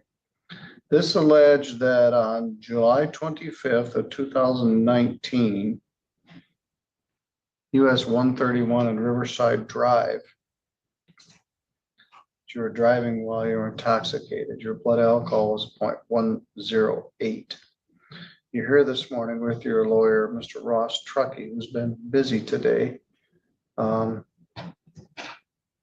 prosecutors agreed to reduce this to charge of impaired driving and dismiss the companion ticket of open intoxicants. Impaired driving is a misdemeanor. It's punishable by up to 93 days in jail and a fine of up to $300. Carries 4 points on your driving record and it requires that your license be suspended. Understand? No, restricted to allow back and forth to work. Okay. All right. You've got a sentence to complete in Hillsdale County, and then you've got charges waiting for you in, Indiana. I thought, was it St. Joseph County, Indiana? Which is South Bend. Yes, I have to go complete my sentence there. Okay. So this is just something that you need to take care of. Other than this plea agreement, did anyone threaten you to get you to plead to this? Or promise you anything? To understand that if you do plead to this charge, you'll be giving up your right to have a trial in front of a judge or jury. There will not be a trial. If you had a trial, you'd have the right to be represented by an attorney. Mr. Truck is here with you this morning. You could also hire an attorney of your own choosing if you wished. If you had a trial, you'd have a right to have any of the witnesses for or against you subpoenaed to come to court so they could be questioned under oath. You would have the right to take the witness stand and testify on your own behalf. But you don't have to because you have a right not to testify. And if you did not wish to testify, the judge or jury cannot hold your silence against you. And you have the right to be presumed innocent unless the state was able to prove your guilt beyond a reasonable doubt. Do you understand? Yes. Were you driving a car way back in July of 2019, early in the morning, going up 131? Yes. Where were you headed? I was headed home. I'd had a fight with my boyfriend. I had left abruptly, and then on the way had to change my mind. Didn't want to go home and sleep by myself, so I turned around to go back to his house, and that was when I was pulled over. Where did you start driving? Riverside. He lived on Riverside. In Constantine? Constantine, yes. All right, so you hadn't gotten very far. Okay, and you were 0.108. Is that correct? I believe so. All right. And then what happened after that? You sort of just fell off the map. I didn't live in Indiana. It's the first time I'd ever been in trouble in my life. I'd never been arrested before. To be honest, I freaked out. As I was just explaining to Mr. Truckee here, I thought I was in some serious trouble and I got scared and I didn't come back. I thought I was looking at time. I thought that it was felony charges. You probably would have gotten a fine and cost. That's what he was explaining to me. Well, then it sounds like your life took a great big left turn and you got all these other things. At the time that that situation had happened, my husband had just passed away a couple years prior. And so at that time, my life had already taken a downward spiral. I was trying to kill myself on a daily, weekly basis. It took me about 10 years after my husband's death to finally stop that spiral. As I was explaining to Mr. Truckee, I've just finally got to the point where I want to live again. And I'm trying to get myself back out of the mess that I've made out of my life in the 10 years that it's taken me to get to this point. So now I have to clean up the mess. You told me what your Hillsdale charge is, but I forgot. Possession. And then your Indiana charge? Fraud. All right. How long were you in the St. Joe County Jail when you were here before? Before it was just overnight. And how long have you been here now? A little over 2 weeks. I'm gonna give you 17. Well, let's see what it shows for credit.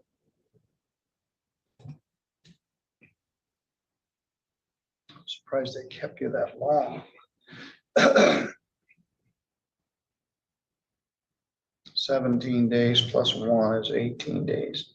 I'm just gonna do the sentence right now, Ross. We absolutely waive any screening, and the only thing I'd add is based on the wonderful allocution provided by my client, I'd ask you to waive the attorney fee. I'm gonna waive everything except the state minimum fee of $125 or 2 additional days. Probably won't take you back to Hillsdale till Monday, and that'll swallow that up. What? You're gonna make me cry, thank you. Which jail is better? I can tell you which court is better. I don't know about that. But our jail is just. You have air conditioning, so that's definitely a Well, big the bonus in your staff's favor. respectful. If I said you had to go to jail, which is not a good circumstance, probably the best place to do it. If it's deserved, it's deserved. You know, I did what I did. All right, well, you got a lot of other things going on. I'm just gonna remove this 18 days, credit 18 days. It will go on your driving record as an impaired driving. But take this back, I guess either today or probably Monday, you'll be taken back to Hillsdale. Okay. All right, you're good to go. Thank you. Thank you, Your Honor. All right, thank you, Michelle. Thanks, Mr. Truckee. Thank you. This is your report. That was 11 pleas. Which isn't bad. We had a couple no-shows, I think. Be number 11. I try to get 13. Did you want a record on Mr. Caudill? What happened? He called, he Oh, yeah, contacted me no, and the court. no ride. But no, it was a no ride. And on a DWLS. Yeah, so he didn't want to drive here. All right, we'll see where that goes. That would be Gary Caudill, file number 25655 and some other numbers. He was charged with driving suspended. He called and said he didn't have a ride. And he was told to contact his lawyer, so we may need to reset that. All right, Mr. Truckee, thank you for your help. We'd had informed defendants who had contacted their lawyers that that guy had shown up. We might have had as many as 15 pleas, but I think I'm gonna try to set Miss Furlow for just her for that final pretrial day, because there's so much stuff going on. Well, it's really 90% is easy to settle. There's one of the many files has a fact question. So and I guess she could plead to some and have others set for trial. We'll see where we go with that. But as I said, at least she doesn't have to dodge warrants. She could have taken care of this a year ago. All right, we're going to stop. We're going to see about our landlord tenant case in 15 minutes. And we got our money worth this morning. Fredonia was going to show up today, but didn't see him.